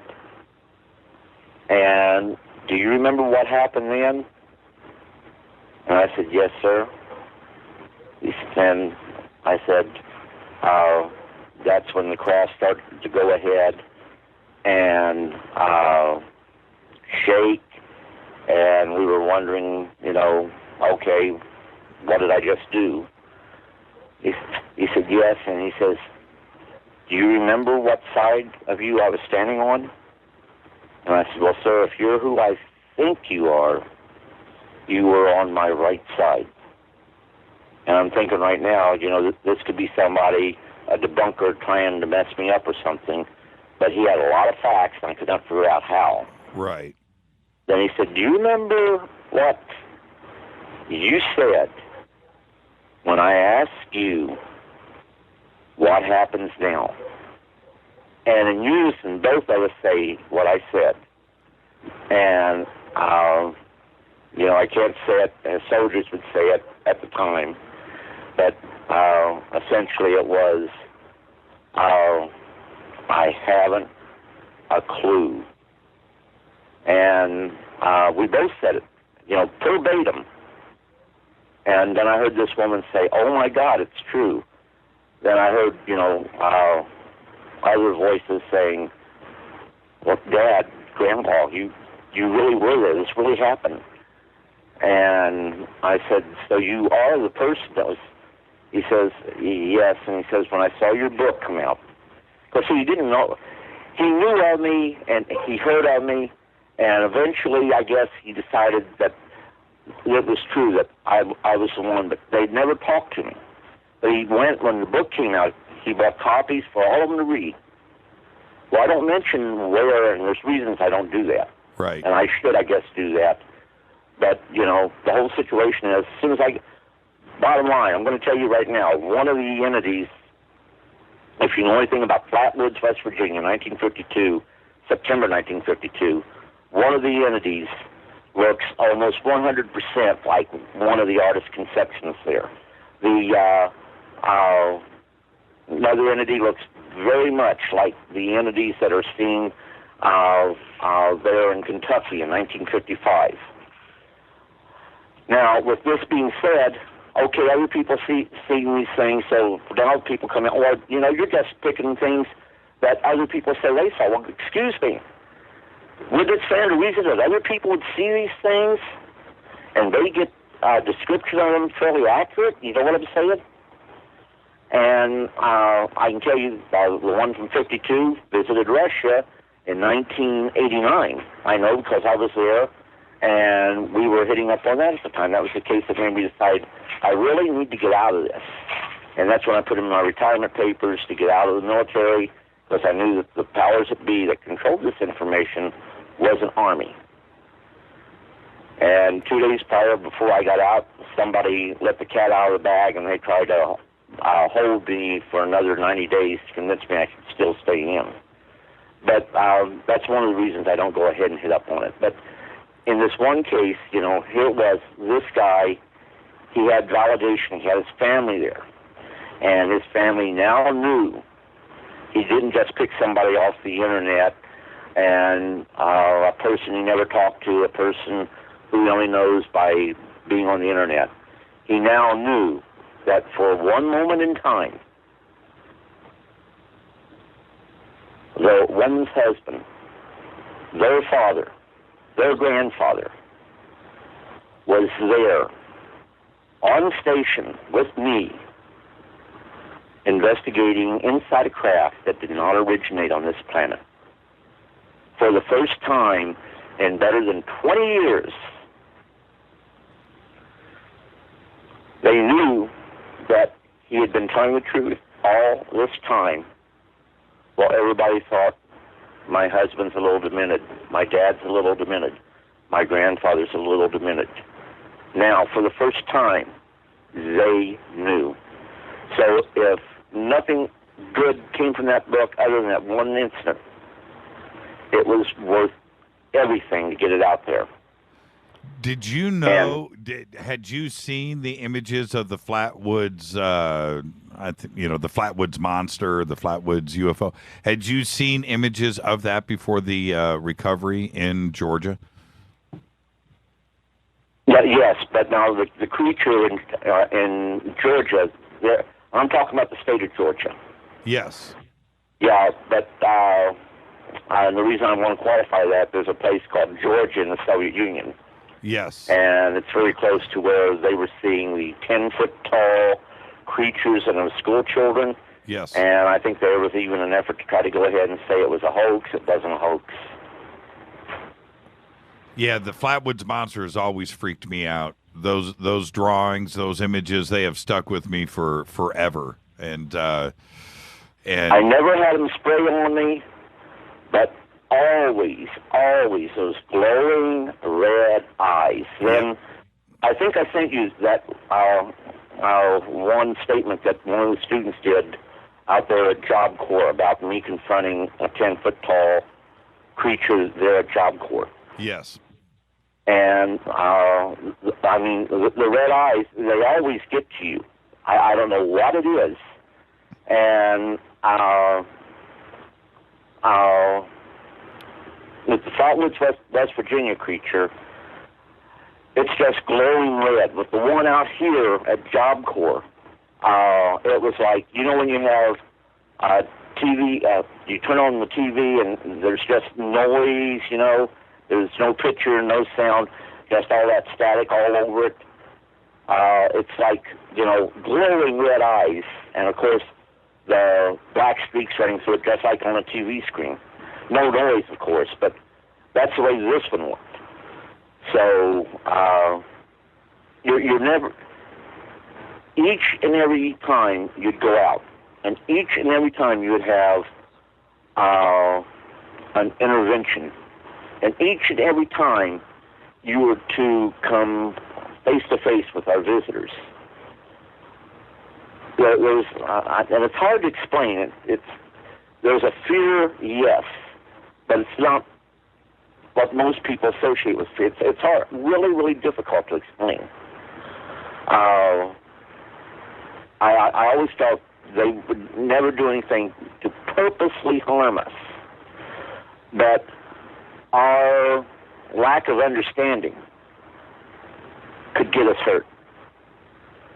And there were dangers.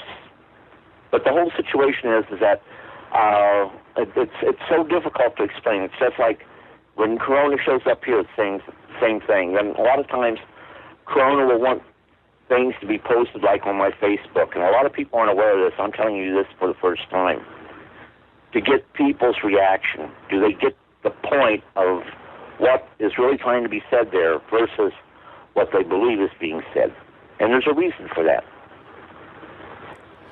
Well, I want to change gears, but not fully change gears. I want to keep Corona in this conversation. You've sent me the observance catalogs of the moon, and specifically Tranquility and where the Apollo missions ultimately ended up. And we know about the comments from the astronauts about the lights and the lights on the edge of the craters, and they're watching us, and the ships are beautiful, and these comments that followed. Did Corona ever comment about anything? Because I want to discuss the moon and these documents. Did Corona, or did you ever have any direct evidence about something that was going on the moon that we had nothing to do with? That I can really put my finger on, no. But with that being said, I think that there's a lot of things that I was privy to and I was shown that I wasn't to remember and I wasn't to talk about. And I always talk about the situation. For example, I've seen the stars. There's no way that you could see the stars anywhere on the face of this planet the way I saw them. And I know where I was observing there had to be some form of atmosphere, because in one of that looked like a star, not falling like a shooting star would normally fall. If you had a piece of aircraft that was shot down and it was falling, it was making that whistling sound like it was, but no engine sound, if you understand. But like it was not the heavy gravitational pull that we have here on the Earth, that if it was a meteor, it was pulling it, making it go as fast as a meteor would here on Earth. And, I knew it wasn't a crashed aircraft, that it was nothing more than ordinary debris out there that was entering the atmosphere. And I'm sitting back and, I even, to this day, can go ahead and think of several places where here on this planet I was. But at the same time, I know that those places, there's no way the stars look that way. And I know to this day, and I am an amateur astronomer, I know to this day there's no place on planet Earth that you can see the stars as I saw them 4 or 5 times that I remember in my lifetime. I remember being places where I was their guest. I think I told you about the little coffee cup. Yep. And the little pot. There would just be one swallow of coffee in the cup. When you drank that, it immediately would fill back up. You drink that, it'd fill back up. When you were finished, you had to shake it left to right. Then it was as clean as a whistle, like no fluid had ever been in it. And I remember that. I remember us going in places where there was no vegetation. But at the same time, they were explaining that they had vegetation in spots that were kind of hard to see, but was open to sunlight and artificial sunlight, because this is the way they created a limited atmosphere. And here again, that was not on planet Earth. So I have no memory of ever being abducted, I had memory of being on board the craft. I had memory of flying on several aircrafts, as a matter of fact. But, you're one of the few people who gets me to talk about this stuff. You know that, right? And I appreciate it, Clifford. But I was just thinking of that. But, all this is stuff that I question. I mean, and I'm not questioning that it happened, but what was the purpose? What was it all about? There was a purpose for me to know all this, but yet there's this thing that blocks my memory from all the finite details. Right, right. And that's by design, not by me not wishing to remember, because I strive very, very hard to remember. And I do know this. My granddaughter criticized me because I've talked to a couple of her friends, and she says, "Grandfather, things you told me you're not telling here."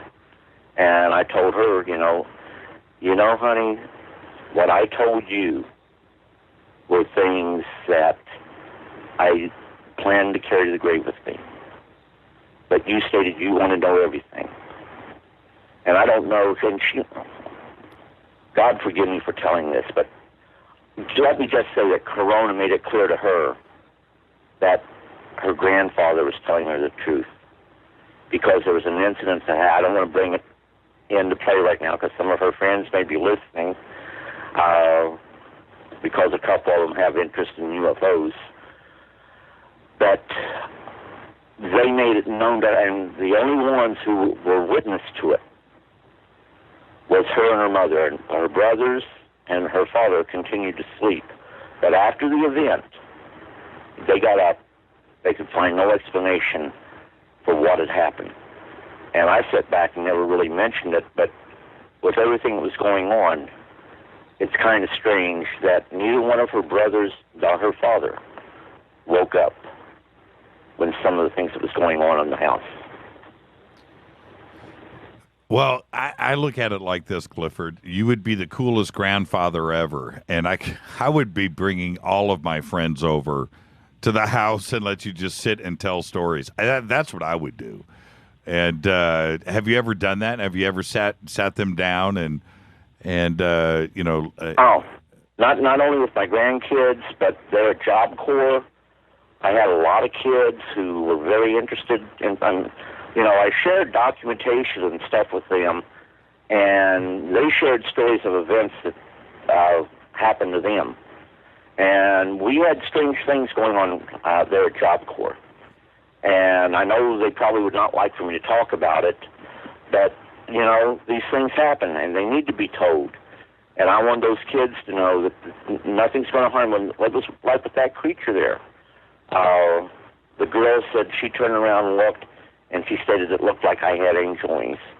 That was nothing more than letting her know that I was safe, and essentially saying that the angels of heaven were looking over me.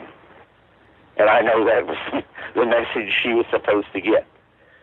I can't explain how I know that, but like I've told everyone, you know, the whole situation is the universe, or the universes, and the multi-dimensions. God loves multi-dimensions because he works with them. That's why all of his creations come into play. Many scientists don't like the idea of the Higgs boson existing, what they call God particle, because it means things being formed out of nothing. Just as Genesis says, the universe was created. If you go ahead and remove time from Genesis and you look at the scientific theories on the creation of the universe, it all falls into play. How did these ancient people know these things, putting them in their own words? But, and by the way, I'm extrapolating from some research that was done by various universities. We set out to disprove that Christ ever existed, only to have to prove that a figure, an historical Jesus, did in fact exist. Now, does that mean he's the Son of God? No. It just means that when we set out to essentially prove that Christ never, ever existed, we do the exact opposite. We prove that he did. And, you know, I don't like the idea of trying to force my religious viewpoints on other people. I believe they have a right to believe the way they wish, because our visitors will tell you that which you call God exists. We cannot tell you which religion is true and correct. When I say I'm Catholic, I never say, oh, well, my religion's Catholic. I always say my faith is Catholic, and there's a difference. If you are a member of a religion, the religion controls you.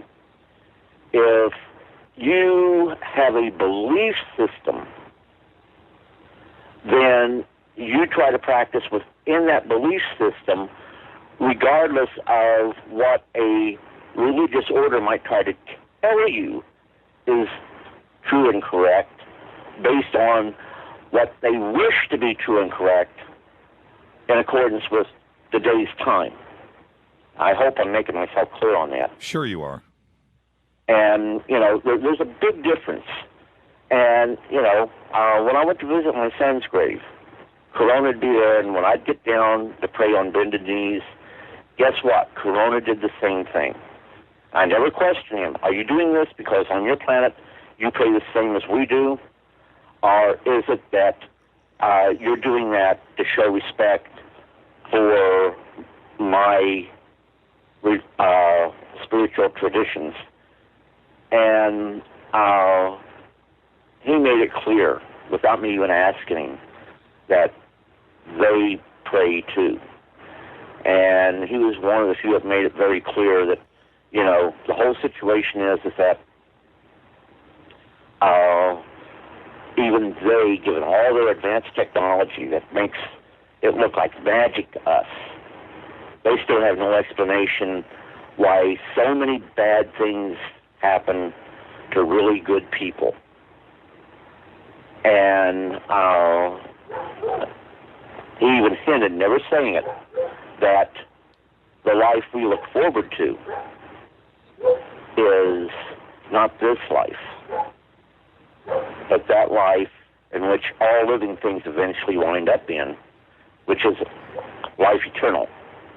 And meaning that when we get there, it's not just going to be us human beings that go there, but we're going to see some of the entities from other planets that also wind up there. And it boggles the imagination, and I know I sound crazy when I talk this way, but, they even manage, like I say, we've talked about it before, how I got to visit my son. And they made it clear this is not an illusion, it's not some type of trick. You really did do this. And they, made it clear that they were cautioning me that while my son and I were on this side of the veil, that I would remember everything. But as soon as we crossed over onto the other side of the veil of that which we call heaven, I would have no recollection. And I didn't. But I can tell you this. We think, well, when you die, you're up there, you're playing a harp. Right. I have every reason to believe that my son, he loved playing baseball, football, basketball. I have every reason to believe to this day, wherever this place that we call heaven is, he still does that. I have every reason to believe that he still goes ahead and rides his motorcycle. And I know for a fact, here in this house, because many people have seen him here, not haunting the house. My wife gets concerned because if we ever decide to sell the house, people will be afraid to buy it thinking it's haunted. But no, he's shown up to talk to people here. And, he has a twin brother, Johnny. And a lot of times I think it was Johnny. And like my daughter, when she moved here, when we got her out of Vietnam, her and her family here, her and her husband was visited by my son. And they were scared because they knew it wasn't Johnny. And they asked, and, so you're Bobby. And he said, well, yes, I'm Bobby. But you're dead. And he says, well, what you call death, yes. He said that, I really live on. Like, I'm talking to you. I'm not haunting this house. I just want to come and check on my family who just recently came in from Vietnam. You and your husband and my niece and nephews. And, of course, they said, well, if the kids ever see you, they'd be scared to death. And he told them, don't worry, they will never, ever see me. And another friend of mine who works for the aerospace industry, he was here, and I asked him, did you sleep okay last night? He says, yeah, until I heard some noise, and I got up, and I was looking around, and when I realized it was Bobby, I wasn't concerned anymore. Really? And, did he know? Oh, yeah, he knew of my son dying and the events behind it, and he saw plenty of pictures. Okay. And, of course, I shouldn't tell this, but I'm going to. He was there, and my son looked up at him. Oh, don't mind me, I'm just looking at some stuff that I used to have that I was very close to. And, of course, pictures of the motorcycle, things of that sort. Right. We have some family, we have some friends that when Bobby passed, they were very, very close. To this day, they won't come over to the house because they were here and they heard noise in the garage. And that's where we got the motorcycle back, and it was pretty damaged. And my other son, his twin brother, had it fixed. And, of course, I wanted it to be sold. I did not want to, risk losing another kid on a motorcycle. Right. But while they were here, they heard the noise outside, and they opened the door. And when they went out, it was all dark, but they heard people moving around, so they turned the light on. And sure enough, there was Bobby, and he looked up at him and says, boy, I really damaged this bike, didn't I? So they shut the door, ran on out, and we didn't know what happened till my wife called, and they told her, we saw Bobby. Wow. But a lot of strange things like that have happened, and, You know what I wanted to ask you really quick, and we're going to be up against a break here, so we have about 5 or 6 minutes for you to answer. Did you ever take the opportunity to talk to Corona about other famous events, without naming names, but abductions or crashes, and other things that that have been documented, if they were real or not? Yes, and it's a sore point with him when it comes to crashes. And I'm going to tell you why it's a sore point with him. He always did it, but you got to remember, he picks up on me, and he tries to pick up on that sense of humor. And he says, what is it with you people? They think we're crazy? That we build craft just to come here to crash them here on Earth for your pleasure? And the bottom line is, crashes are very, very, very, very, very rare, but they have occurred. And a lot of times it's by, I have to use the term human error, but, they did something wrong that caused the crash. Other times it's been as a result of our technology. And I mean, I will argue this point from now until the end of time. What brought down the UFO here, and I believe there were 2, possibly 3 that were brought down, right here in the Roswell area. What let those craft down was Project Diana.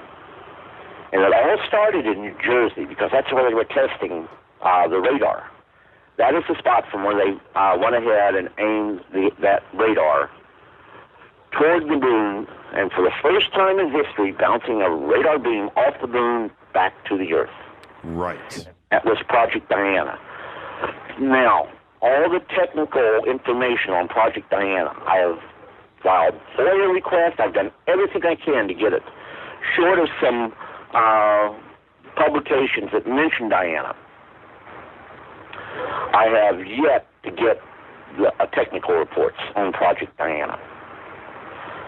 But in January of 1946, for the first time in history, we bounced a radar beam off the moon back to the Earth. And that was an Army project. An Army Signal Corps project. Later on, the Navy got into it also, and it became more of a Navy project than an Army project. But initially, it was Army. And at the time that the craft were brought down here in Roswell, it was still Army. It was a short time after that that it became part of the Army project when they were doing things with a missile program, which that came into play at about the time that we were very, very concerned about the green fireball phenomena here. And we asked their experts who had now taken over Project Diana about their opinions of the fireballs being man-made, possibly fired from the Soviet Union as some type of new spy device, and that could be easily converted to a weapon carrying explosives. The Navy to date has not released what they have on that. There are two documents that make reference to it. And I honestly believe that the reference in those two documents was by accident. They make full mention of Project Twinkle. And most people think it deals with the missile project, that they had nothing to do with it. And if you read how it ties in, you realize they're making reference to things that was ongoing outside of the missile testing that they were doing on the West Coast at the time. So the whole situation is that the Navy is involved, and also I'll go even a little further. The Navy, as it was tied with the Central Intelligence Agency, the Office of Naval Intelligence, has in its possession literally thousands of pages. I don't know how many case files. I was never privy to that. But it has thousands of pages yet to be declassified, making reference to UFOs. And many of those documents make reference to the interplanetary origin. They also tied in with the Atomic Energy Commission in the early years, where they were involved there, along with the Army Office of Counterintelligence and the Air Force Office of Special Investigation.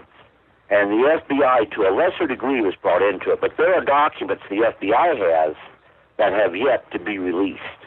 And what I'm telling you right now, I'm sure I've got some people in high places very angry because this is something I've never told anyone before tonight.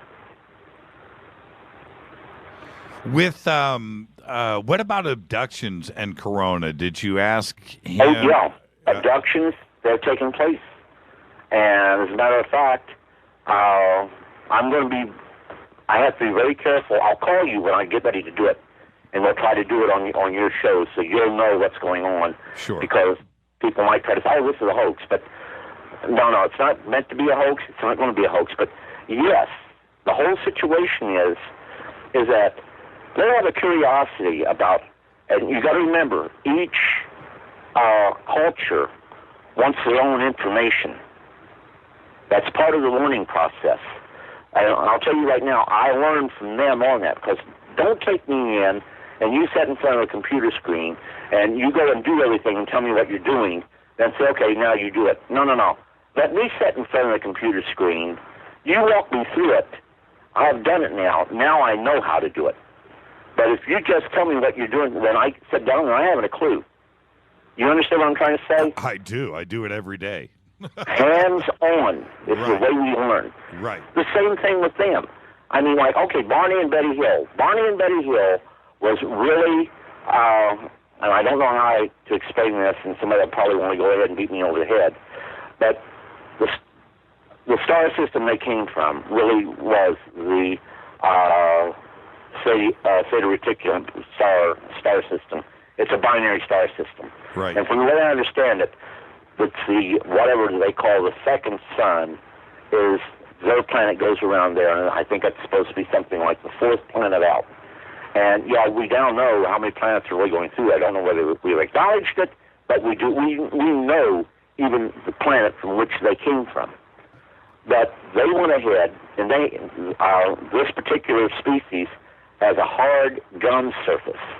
They could bite off your fingers, like with us taking our teeth, biting off someone's fingers. Well, they don't have teeth. They have hard gum surface. And that hard gum surface could bite off your fingers if they wanted to. But with Barney and Betty Hill, here it was. Betty, she had all her teeth. Barney had false teeth. And they were horrified. They were shocked. What was this? Why is it that Betty has teeth that don't come out? Barney, his teeth comes out. Barney is scared to death. Betty, because of the one that befriended her from the onset, is a little bit more stable than Barney is frightened. Barney wants to get out of there as quickly as possible. And he is frightened and scared to death. So they try to ask him, what are your teeth? Now, you know, he's praying, God, get me out of here. God, wake me up, all this good stuff. So they go and ask her. And the one that actually asked her, and I don't know if Betty's still alive, but I bet she'd back me up in what I'm about to say, and it's never been made public. But the one that asked her was the one that befriended her that offered to let her take the book on the table she saw. Went over and says, your teeth are permanent. They are there. We can't take them out. Your husband's teeth, we can take them out quite at ease. Why is that? She explained to them about he had lost his teeth due to severe gum disease, things of this sort, over the course of time, and had to replace them with what we call false teeth or dentures. Now they understood. And, you know, even had little, what we'd call sheepish grins, if you could recognize them, about, oh, that explains it. Given all the advanced knowledge of everything, they were mystified by the fact his teeth came out, hers didn't. Yeah, because they didn't need teeth. That's interesting. They probably thought that he was a DNA splice. There was some kind of something that they could relate, their own species to humans. Absolutely. And another one, the Andreas affair. Hold on, we're up against a break. We'll pick it up right there when we come back. This is Fade to Black. I'm your host, Jimmy Church. Tonight, Clifford Stone. We'll be back right after this short break. Stay with us. KGRA Radio. Intelligent talk. Are you a paranormal investigator, ghost hunter, or UFO skywatcher? If so, FNGinnovations.com has the product you definitely need in your investigations kit or go bag. Introducing the Morpholite Wide Beam Tactical Flashlights that put the light where you need it most. Traditional flashlights shine a focused round beam with limited line of sight in the dark. Morpholite Tactical Flashlights change all that, utilizing a revolutionary wide beam design to enable you to see safety hazards such as hanging wires and steel, pipes, and holes in the floor you just can't see with a focused round beam. In the field, where safety is paramount, a 180-degree beam increases orientation and peripheral vision in the dark. Morpholite flashlights are ideal for investigations in abandoned facilities such as houses and hospitals, factories, caves, and tunnels. Avoid those low-hanging tree branches that poke your eyes in the woods. Visit FNGinnovations.com to see a full line of tactical lights and accessories. That's FNGinnovations.com. Now you can find all your favorite talk radio shows live, all in one place at TalkStreamLive.com. Listen from anywhere, office, home, or in your car. Just go to TalkStreamLive.com and click on one of the many live talk show hosts you want to listen to. It's free and easy. No computer? Download the smartphone apps. Never miss your favorite talk show. Find them all at TalkStreamLive.com. Hey everybody, what's up? Jimmy Church of Fade to Black, and check this out. The 2015 MUFON Symposium will be held this September 24th through the 27th in beautiful downtown Irvine, California. Expanding ufology, opening new doors in academia, industry, and media. Former Defense Minister of Canada Paul Hellyer will be there in person. Former CNN news anchor Cheryl Jones, TV news journalist Jaime Maussan, and MUFON's chief photo analyst, Mark D'Antonio. They're just a few of the growing list of names for the 2015 event. It's September 24th through the 27th at the beautiful Hotel Irvine. Get your tickets today at MUFONsymposium.com. That's MUFONsymposium.com. Go Beckley Teppy.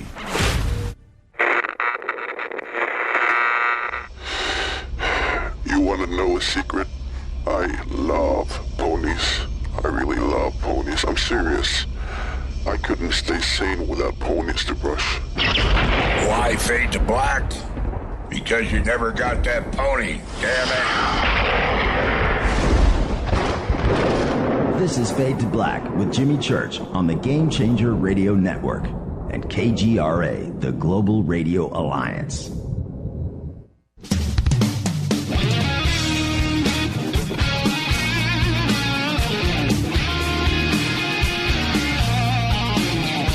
All right, everybody, welcome back. This is Fade to Black. Bespoke radio for the masses on the Game Changer Network and KGRA The Planet. I'm your host, Jimmy Church. Tonight, Clifford Stone is with us. Clifford, before the break, I'd asked about Corona, and, did you take the opportunity to ask him about other famous or notable cases so you could confirm, not so much as somebody telling the truth, but what was really going on? And you brought up Betty and Barney Hill. I don't want to name names, so let's not go there. But were there other, with a wink of an eye, were there other abduction cases that you were able to ask him about and confirm that they were indeed a real abduction case? Yes, because the whole situation is I was concerned about abduction cases initially. That gave them the right. And, of course, the response to me was, because we are the superior life form on planet Earth, what gives us the right to go and trap animals and conduct experiments with them? Well, we do that because we're trying to make life a little better for the animal life on this planet. Some of us really care. And if you don't believe that, watch the commercial about the American Society for the Prevention of Cruelty. Clifford, I just lost you. Interesting. Okay. Let's see if we can bring Clifford right back. But that's interesting. That just completely shut down. And with that, let me do this. I have to do this, and then I'm going to do this. Yeah, Clifford Stone is with us. This is Fade to Black, and I'm bringing him back online now. There you go. Subscriber. Oh, nope. Okay, let's try that again. You gotta love live radio. And we'll see if we get him back this time. And Hello? Yeah, are you there? That was weird. Yeah, we're talking about something they don't want us to talk about. Yeah, and I was thinking as I was bringing you back online, what about underground bases and things? Not only Dulce, but what the Malibu base off of the coast here that is... Fewer than 12 of those bases exist, but they have temporary bases that can pop up from time to time. A good example is me there at Dewey Baudin. And, see, I should be blind in my left eye. Because something happened there where I got hit by something that cut the corona of my left eye. And they fixed it for me. So I have it. Right now I need reading glasses, but I don't have a problem. I'm quite sure later on I probably will, but right now I have no need for glasses short of reading glasses. I can go ahead and I can identify a car, a mile or better down the road. I have no problem seeing things in a distance.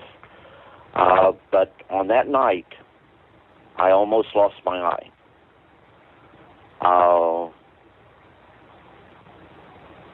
So, yeah, there are bases, there are underground facilities.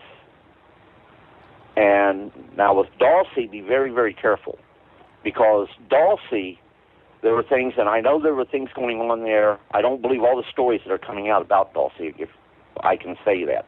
But that's me. That doesn't mean that I'm correct. I could be 100% wrong. But I do know there are things going on there, and I do know that there's things going on underground there. And I'm just not sure it's our people that are doing it. But I don't think it's evil like people think. We are the ones that overreact. We are the ones that panic. I myself did that with the B-52 there in Vietnam. Right. I was the first one to shoot. And thank God, our weapons had no effect. But the whole situation is that for whatever period of time they might need a base, it's there. But something was going on when, what was his name? Paul Benowitz. Yes. When he was involved with what was going on there, there was, I'm going to tell you right now, it was Colonel Edwards who was head of the security out there, whom I talked to personally, and I backed off.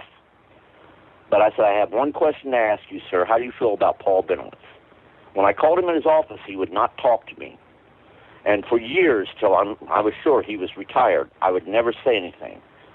But he was still on active duty. I had the OSI reports dealing with the events that happened to him. Everything in those OSI reports are true. No matter what one might think of Special Agent Richard C. Doty, what's in those reports is true. And I know them to be true because I talked to the man who signed off on them, and that was Colonel Edwards. And he told me, he says, I'll tell you this, that Paul is investigating something not found in nature. So, you take it from there. Now, with that being said, he got to the point where he was delusional. He would see things in pictures that you and I would not see. But at the same time, I'd be very careful about trying to say that he hoaxed any of his photographs. I don't believe he hoaxed any of those photographs. I do believe that he went through a form of conditioning to see things that the rest of us wouldn't see. That he was conditioned to have more confidence in people he should have never had confidence in at all, so they could have tighter control over him. But the whole situation is something was going on with him. It ultimately cost him his life. When I saw what was going on, because I talked to Paul Benowitz over the phone, he wanted me to come up there. He wanted us to get together. There were things going on here with me, but I knew that some of these things, was trying to get tied in, and I fought back. And I said, you know what? No, I'm not going to have any part in this. And actually, when they went ahead, when they started to hit up on the MJ-12 documents, I was at the ground level on that. And when I saw what we were doing, no, this is totally wrong, and we're hurting people. And when Rick Kirkham, somebody make me a liar. Go talk to Rick Kirkham. Make me a liar. Rick Kirkham came here first before he went to California. When he got there, he was going to be given, or introduced to, rather, a copy. He wasn't going to be given a copy, I don't know, from what I understand. He was just going to get to see it and take some photographs for Inside Edition. But he came here first. My people came and told me, look, he's being set up. I said, well, okay, you people are the ones that's going to be setting him up, so why tell me? And they said, no, we're not doing this. Right now, it's a rogue group, and we can't say no more than that. And they told me who the key players were. Well, when Rick Kirkham got back from going up to Corona, New Mexico, where the craft action, the debris field was at, that's about 70 miles northwest of Roswell. He gets back, and I was told not to go. I had to stay here. But when he got back, I told my friend who went with him, I said, you know he's going to be meeting certain people there. He said, yeah, how'd you know? I was told. Then, of course, I went and he to his hotel room, and I said, okay, here's what I want you to do. And I went ahead and I had him check out. Okay, you think that you're calling some high-level offices there at Kirtland Air Force Base. You were calling the NCO club there. Now, here's what I want you to do. Call base information, get the numbers there. And he went ahead, got the numbers. I says, now, the numbers that the people gave you, look at them. He says, you know, I've been doing this for X number of years. I've never been scammed this way ever before. And I said, well, you're not going to be scammed now. I'm telling you right now, there's some people in the intelligence community that apparently like you and need for this to be stopped. But I think it's too late because it's taken on a life of its own, which it had. By that time, it had already taken on a life of its own. The intent was initially to use several key UFO researchers to get disinformation out there to where it could later be shown to be disinformation, and the whole purpose was to discredit the Roswell crash. That was dead reckoning. That's why I got assigned here, to be point blank about it. They want to send me to the four-party, or they want to send me to the, what do they call it, the observer force in the cyanide, and ask that I volunteer. I volunteered. When I volunteered, they came back, oh, no, you haven't been back in the States yet. And if you served in the military, you know darn good well, if you've been back in the States 2 or 3 years, you're ready to go back overseas. But here it was. I'd been back there at Keesler Air Force Base 2 or 3 years. They asked me to put in and go to the cyanide. I did that, and when I went ahead and did that, they sent me here. And I had no idea what was coming down the pipe until I got here. But getting off the subject, going back to it, he was getting ready to go. Well, I didn't have authority to give him a copy of the so-called Carter briefing. So what I did, I went ahead and told him, look, here's what you're going to see, and I showed it to him. And he was begging me to give him a copy. Later on, I did give him a copy.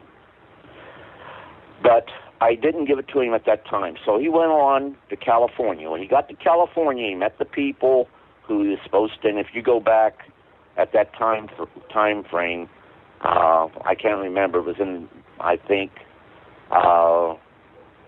87, 88 time frame.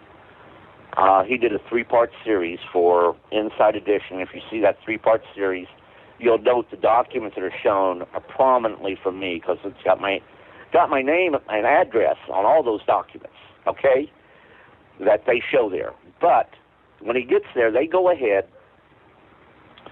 and tell him, okay, you're going to meet a colonel, and it wasn't a colonel, it was an enlisted man. Then I don't know what they said about the other person, but that was a captain in Air Force Intelligence. The enlisted man, and I think you know who I'm talking about, was the equivalent of E7, former OSI agent. At the time, he had gotten relieved from OSI and was working in the NCO club there at Kirtland Air Force Base.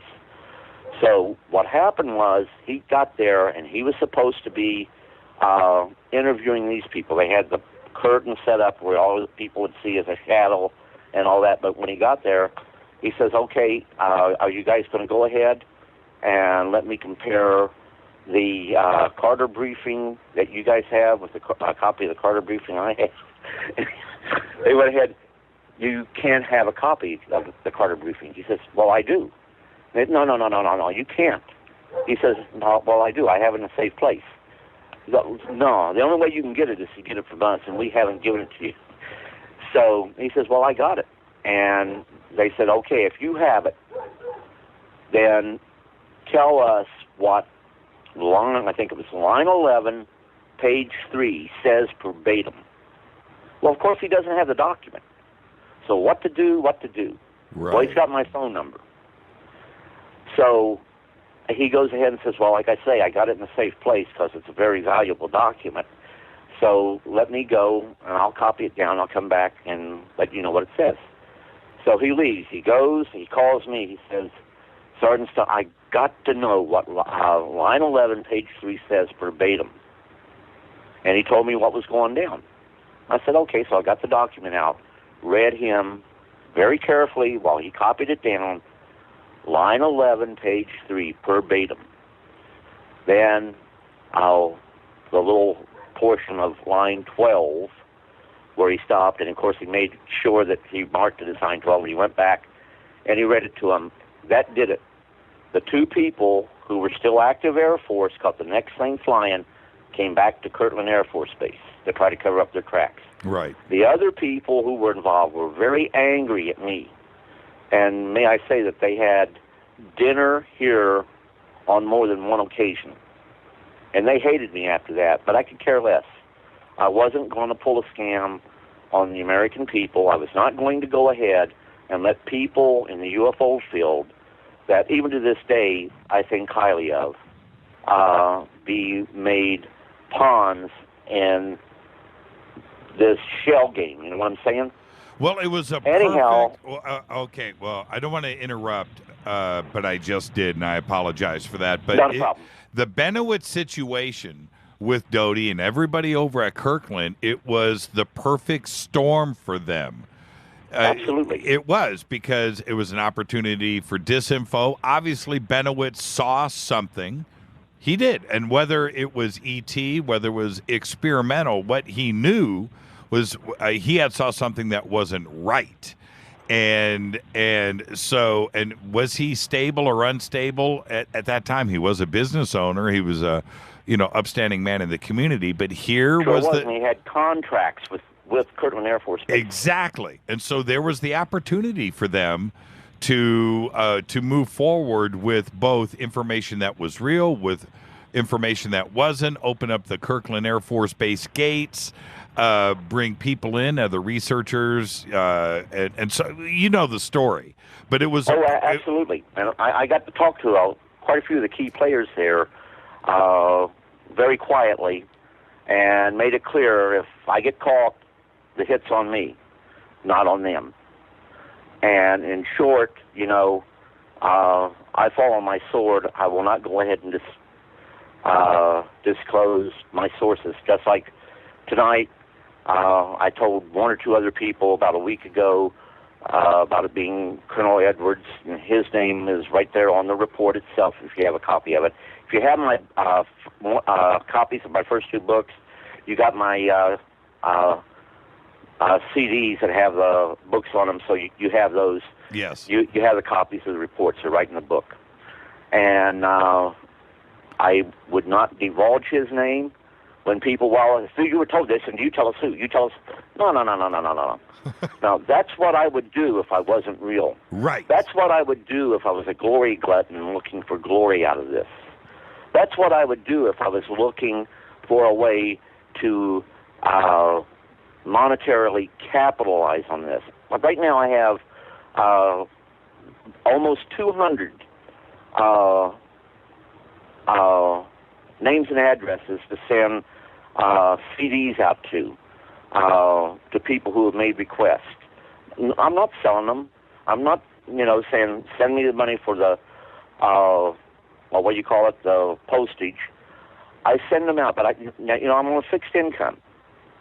I'm not the rich person that people think that I am, and which is why I'm doing all this, making all this money. No, it's very simple. It's about the truth as I know it. And if I think that it isn't true and I don't know the answers, I'll always say, I don't know the answer to that.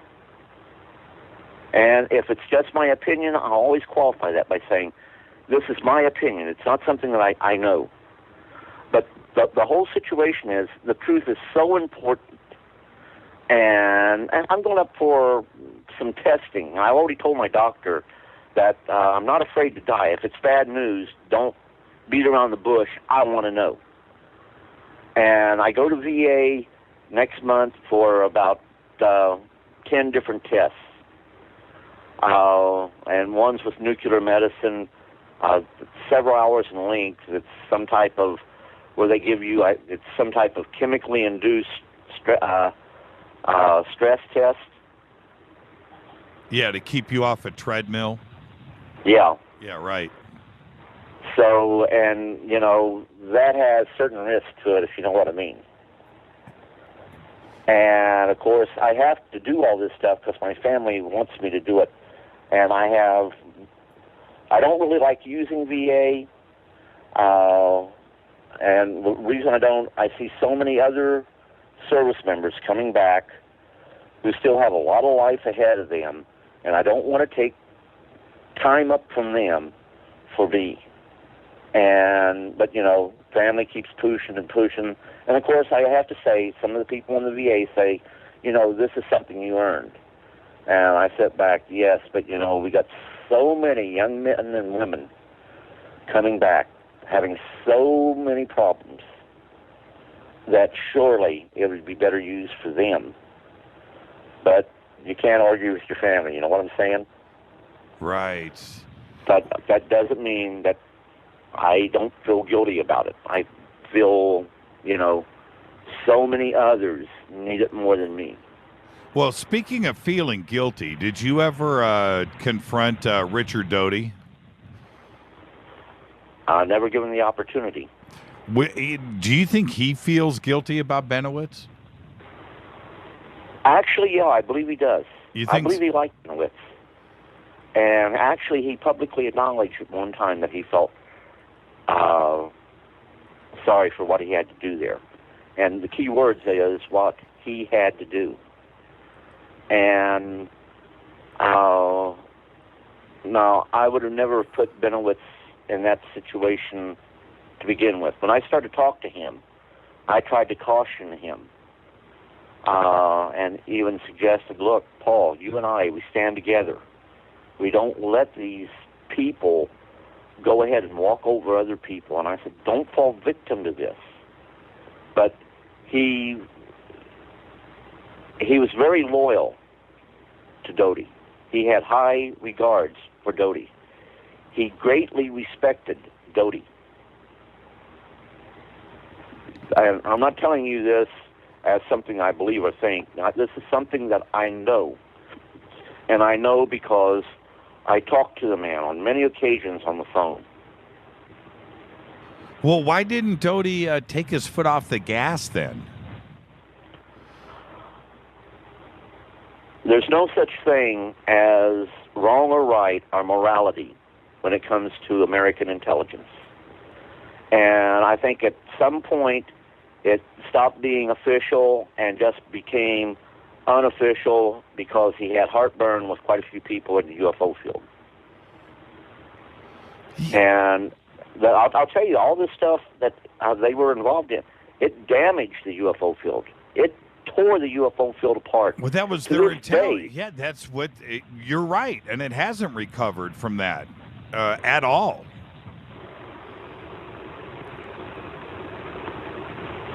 And I still have all the documents that I'm a pack rat. I keep everything. So I got the letters, and they're huge letters. They're 20, 30 pages that Paul Benowitz wrote to me. And what I'm going to try to do is probably go ahead and copy those and send all this stuff to you. And he writes real small. But if I send you copies, I know you'll have means to get it out there. And if I can get all this stuff down to where it's in, I can put it on a CD, make a couple of CDs, send them to you. And as always, I want you to do it. Make copies of the CDs. Give them to your listeners. If you have some type of giveaway promotional program you got going, please feel free to go ahead and make copies of the CDs that I send you and hand them out on that. I mean, the only way that those are ever any good is in the hands of people who will read them and come away with some understanding of what really is going on. I have Doty's direct contact. I've got his phone number and stuff, and I talked to him about, and we're up against a break. We'll finish talking about Doty when we come back after the break. But And he wrote me, he said, Jimmy, what is it that you would like to talk about? And to be quite honest with you, Clifford, I don't think it would be a pleasant conversation on the show. And you know me. We're friends. I'm a cool guy. But that Doty thing just rubs me the wrong way because Paul Benowitz, citizen of this country, all he did was see something, and the next thing you know, he's dead.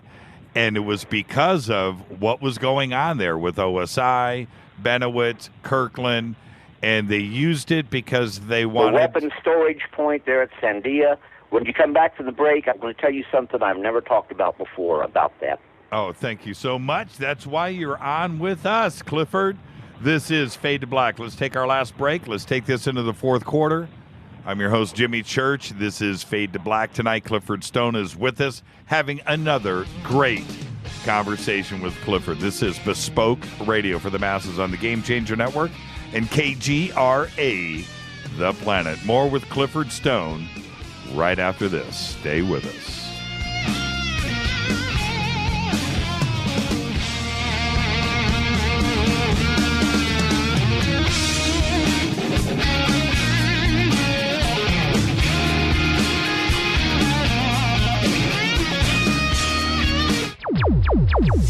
Despite popular opinion, reading a book will not make you smarter. But listening to Jimmy Church will. Attention, all Fadernauts. Studio Dome has a special deal on their SD1 Bluetooth speaker.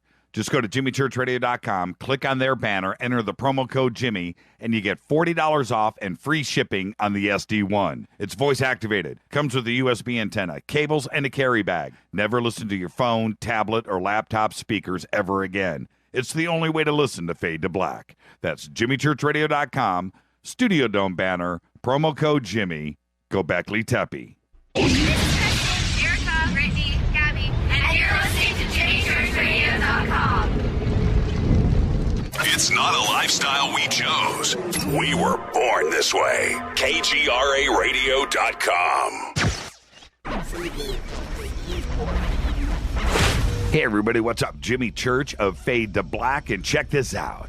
The 2015 MUFON Symposium will be held this September 24th through the 27th in beautiful downtown Irvine, California. Expanding ufology, opening new doors in academia, industry, and media. Former Defense Minister of Canada Paul Hellyer will be there in person. Former CNN news anchor Cheryl Jones, TV news journalist Jaime Maussan, and MUFON's chief photo analyst Mark D'Antonio. They're just a few of the growing list of names for the 2015 event. It's September 24th through the 27th at the beautiful Hotel Irvine. Get your tickets today at MUFONSymposium.com. That's MUFONSymposium.com. Go Beckley Teppy. This is KJCR at JimmyChurchRadio.com.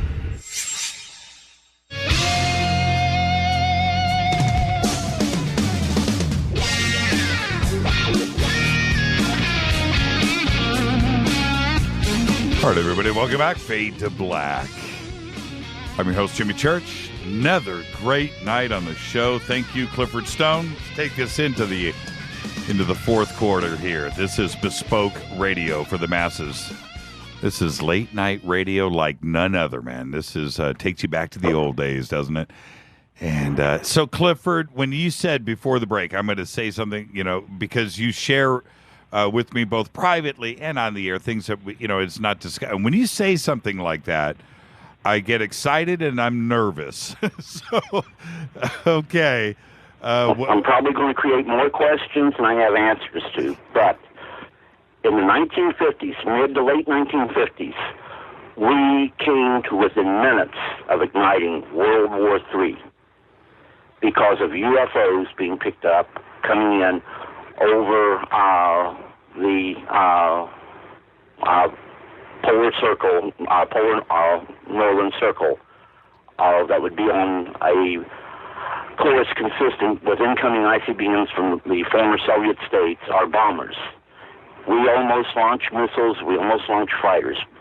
Intel was telling us that sometime between 1960 And in 1962, the Soviet Union would feel comfortable enough to try to go ahead and launch a preemptive strike against the United States, thinking they could be victorious. We now know today there aren't any winners in a nuclear confrontation period. So with that being said, our visitors knew we were foolish enough to go ahead and destroy ourselves, but they didn't want that. They wanted us to have a chance to go ahead and become space travelers, get out there and see all the fascinating and wonderful and glorious things within our universe. But we had to spiritually grow. From the late 1950s, 60s, 70s, 80s, 90s, and first couple years in the 2000s, we had UFOs that were landing inside of areas that stored nuclear weapons of the United States and other government armed forces. What went on there when they did these things, I don't know. Kirtland Air Force Base had UFOs land there at their weapons storage area that has, which they can't acknowledge the fact that there's nuclear weapons there, right. But at the time there were nuclear weapons stored there. The Air Force Base right here at Roswell in the 60s had the same thing, even at some of the launch sites, but it was never made public where they were there. Now, Kirtland, this was started in the last year or two of the 70s and into the 80s. There would be UFO landings, at which time the people there who were guards, they'd call them SAT teams, sabotage alert teams. They were heavily armed guard units. They would move them into position, but they would tell them to go into staging, but do not move in on the unidentified target unless they were directed to do so. Somebody knew what was going on when this was happening. And the situation is we prepared for the worst, prayed for the best. But that was the thing that was going on when Benowitz got involved. And for some odd reason, Dulce comes into play here. I have no idea what that's all about, but it does. And I know that not just from the military, but I know that from talking to some of the Native Americans from around that area, talking to some of the Native American police officers, talking to some of their own children as they attended Job Corps down here. Native Americans aren't going to talk to us,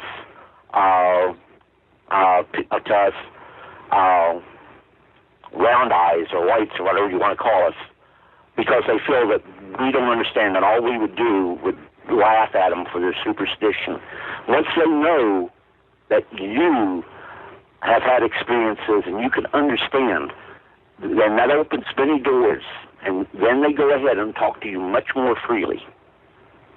I was even cautioned about skinwalkers, that if I was coming home, because a lot of times when I'd take kids home, I'd have to leave late at night, and I'd be going down the highway known as 666, they'd tell me, if you look out to your window and you see somebody, a person, naked, running you're doing 65 miles an hour and they're running right alongside with you, don't try to stop and ask what's happening. Just keep your eyes on the road ahead and keep going. And I never had that experience, but I can tell you, I always felt going down that highway that no matter how dark the night was, that stretch of the road was darker than any other spot along the highways that I had to come to get back here to Roswell. But with that being said, a lot of people weren't aware of the fact that our nuclear sites were being visited. That was going on when Benowitz was seeing the things, and he reported seeing it happen. The OSI documents that talk about the sightings refer to the landing inside of there. And the whole situation is it was, be ready if you have to move in, but unless we get orders from higher up, you go to staging, you go no further. You do not go and try to interfere. Now, if we felt that this was just, say, hunters in a helicopter, we had pounced on them. October, November 1975, northern tier states of the United States. Every SAC airbase up there was visited. Of course, what we say, oh, they're unidentified helicopters. That's always been the cop-out. And we could get by with it because they were slow-moving targets. They acted like helicopters. The one thing that people always overlooked, they didn't make any sounds. One occasion, they made sounds like jet engines. When we scrambled fighters, they turned the lights off, and the fighters were ordered to RTB, return to base. The lights went back on. They stayed there all night long. The SAC teams watched them. Then they went ahead, flew up, swing positions among the stars, so you couldn't tell them any different from the stars that was out there. And they stayed there until the sun came up and covered the darkness and the stars, and then they disappeared. But no, that's been going on for some time. And I would suggest it's even going on to this day. I would suggest we are still told, do not try to make any hostile or overt actions toward them unless we get authorization from higher authority. But Benowitz was talking. The media was about to pick up on it, particularly the Albuquerque Journal. They were about to start to ask some really hard questions. One reporter there, and I don't know who that reporter was, and I was told to back off big time, but he was about to ask questions. Wait a minute, whether there was nuclear weapons there or not, which we all believe there are other weapons there that can destroy, buildings and kill a whole lot of people. Why aren't we taking this more serious? What happens? We decide we're not going to take it more serious. But the situation is, we go ahead, we put a little air of mystery in there, and it's political suicide if you take the side of anything that is pro-UFO, because it's not the person that's saying interplanetary spacecraft. The government will immediately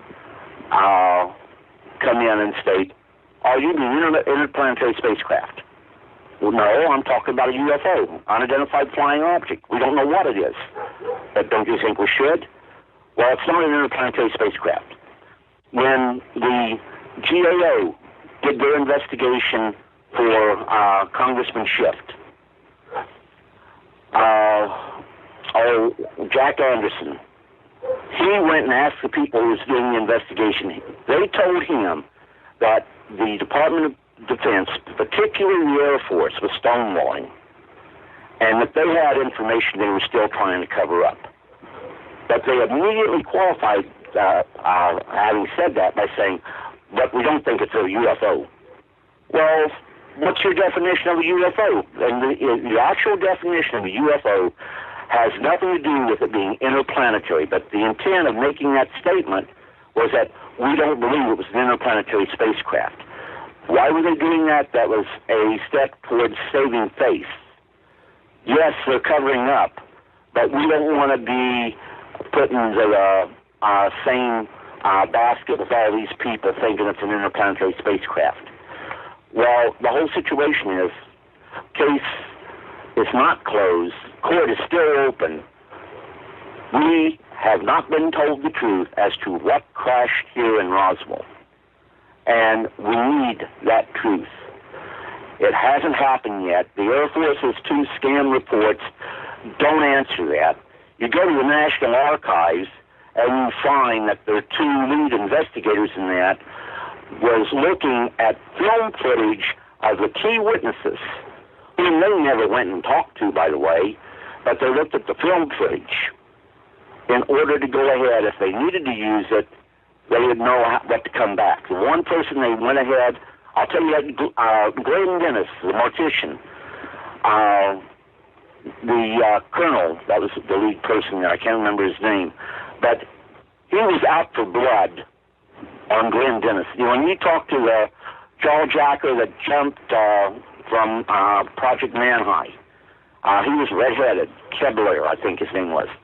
he said, well, did you ever threaten anybody out there and tell them you'd take them, and they mentioned anything, you'd put them so far out in the desert that they would never even find their bones? Right. And, the National Archives just released the film footage, making sure you understood that they could be copyrighted, so you can't share them. Like, I would love to share them on my Facebook page, but copyright rules forbid that. But the whole situation is the National Archives has the right to post them on YouTube.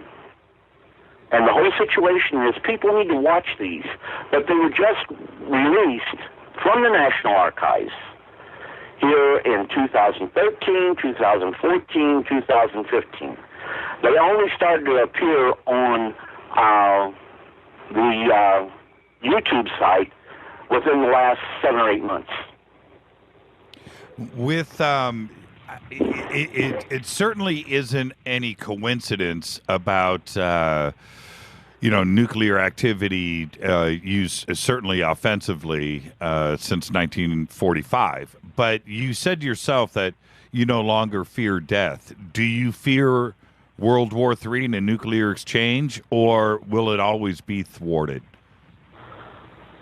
Well, I'm hoping that our visitors understand that there are many madmen in high places that have no understanding of what a nuclear war would mean. And I'm referring to a little gangster ringleaders in the Middle East who may eventually come into possession of nuclear weapons. They lack the intelligence of not launching a nuclear strike that ultimately would be the spark that would ignite the whole world into a nuclear holocaust. It only takes 2 small countries to launch 15 or 20 nuclear warheads against one another that it will have an impact on the entire world and will ultimately, I'll just come right out and say it, better than 4/5 of the world population within a year's time would die. You don't... And we have to make sure that don't happen. And right now, I lack confidence in the leadership of almost every nation on the face of this globe to ensure that doesn't happen. It is my prayer that our visitors will understand as they walk among us that there are many good people on this planet that deserve a chance at life, that deserve a chance of making things better here on this planet, and will intercede on their defense, if for no other reason. And I hope I'm making myself clear on what I'm trying to say there. You are, totally. Well, you know what? If it's something like that, like you said, some, doofus over in the Middle East, gets a hold of something. Well, you know what? If he did, I just pray that he, as he's connecting the wires, he crosses something and it blows up in his face. That's all I got to say. It's called culling the herd, if you know what I mean. Oh, absolutely. But always remember this, though. If there's 2 countries in the Middle East that go at it, and they're only launching nuclear weapons toward one another. Let's take Israel and India, Pakistan, Egypt. They launch missiles towards Israel, and make no mistake about it, Israel has nuclear weapons. And there are several nations in the Middle East that have nuclear weapons too. But if they launch those weapons, even if it's just in that little, small geographical area, they have put the poisons of death into the atmosphere that will circle the globe many times over. Right. And will have the same effect as if it was a thermo-global nuclear war. I have a weird way of looking at life when it comes to that, Clifford. I honestly feel that the glass is half full. I just don't think it'll ever come to that. I just really feel it in my bones. I just think that eventually we're going to mature. We're going to move past this nuclear issue, and that'll be it. That's how I feel. I know I'm running around with flowers hanging out of my pockets, thinking... That's not a problem, because I'll tell you right now, I share that dream with you. I believe in the intellectual proudness of the human species. Our visitors believe that, too. And I wasn't mincing words when I said, when our visitors walk among us, they get to know that there are many good people on this planet. And I can tell you right now, they do walk among us. And from time to time,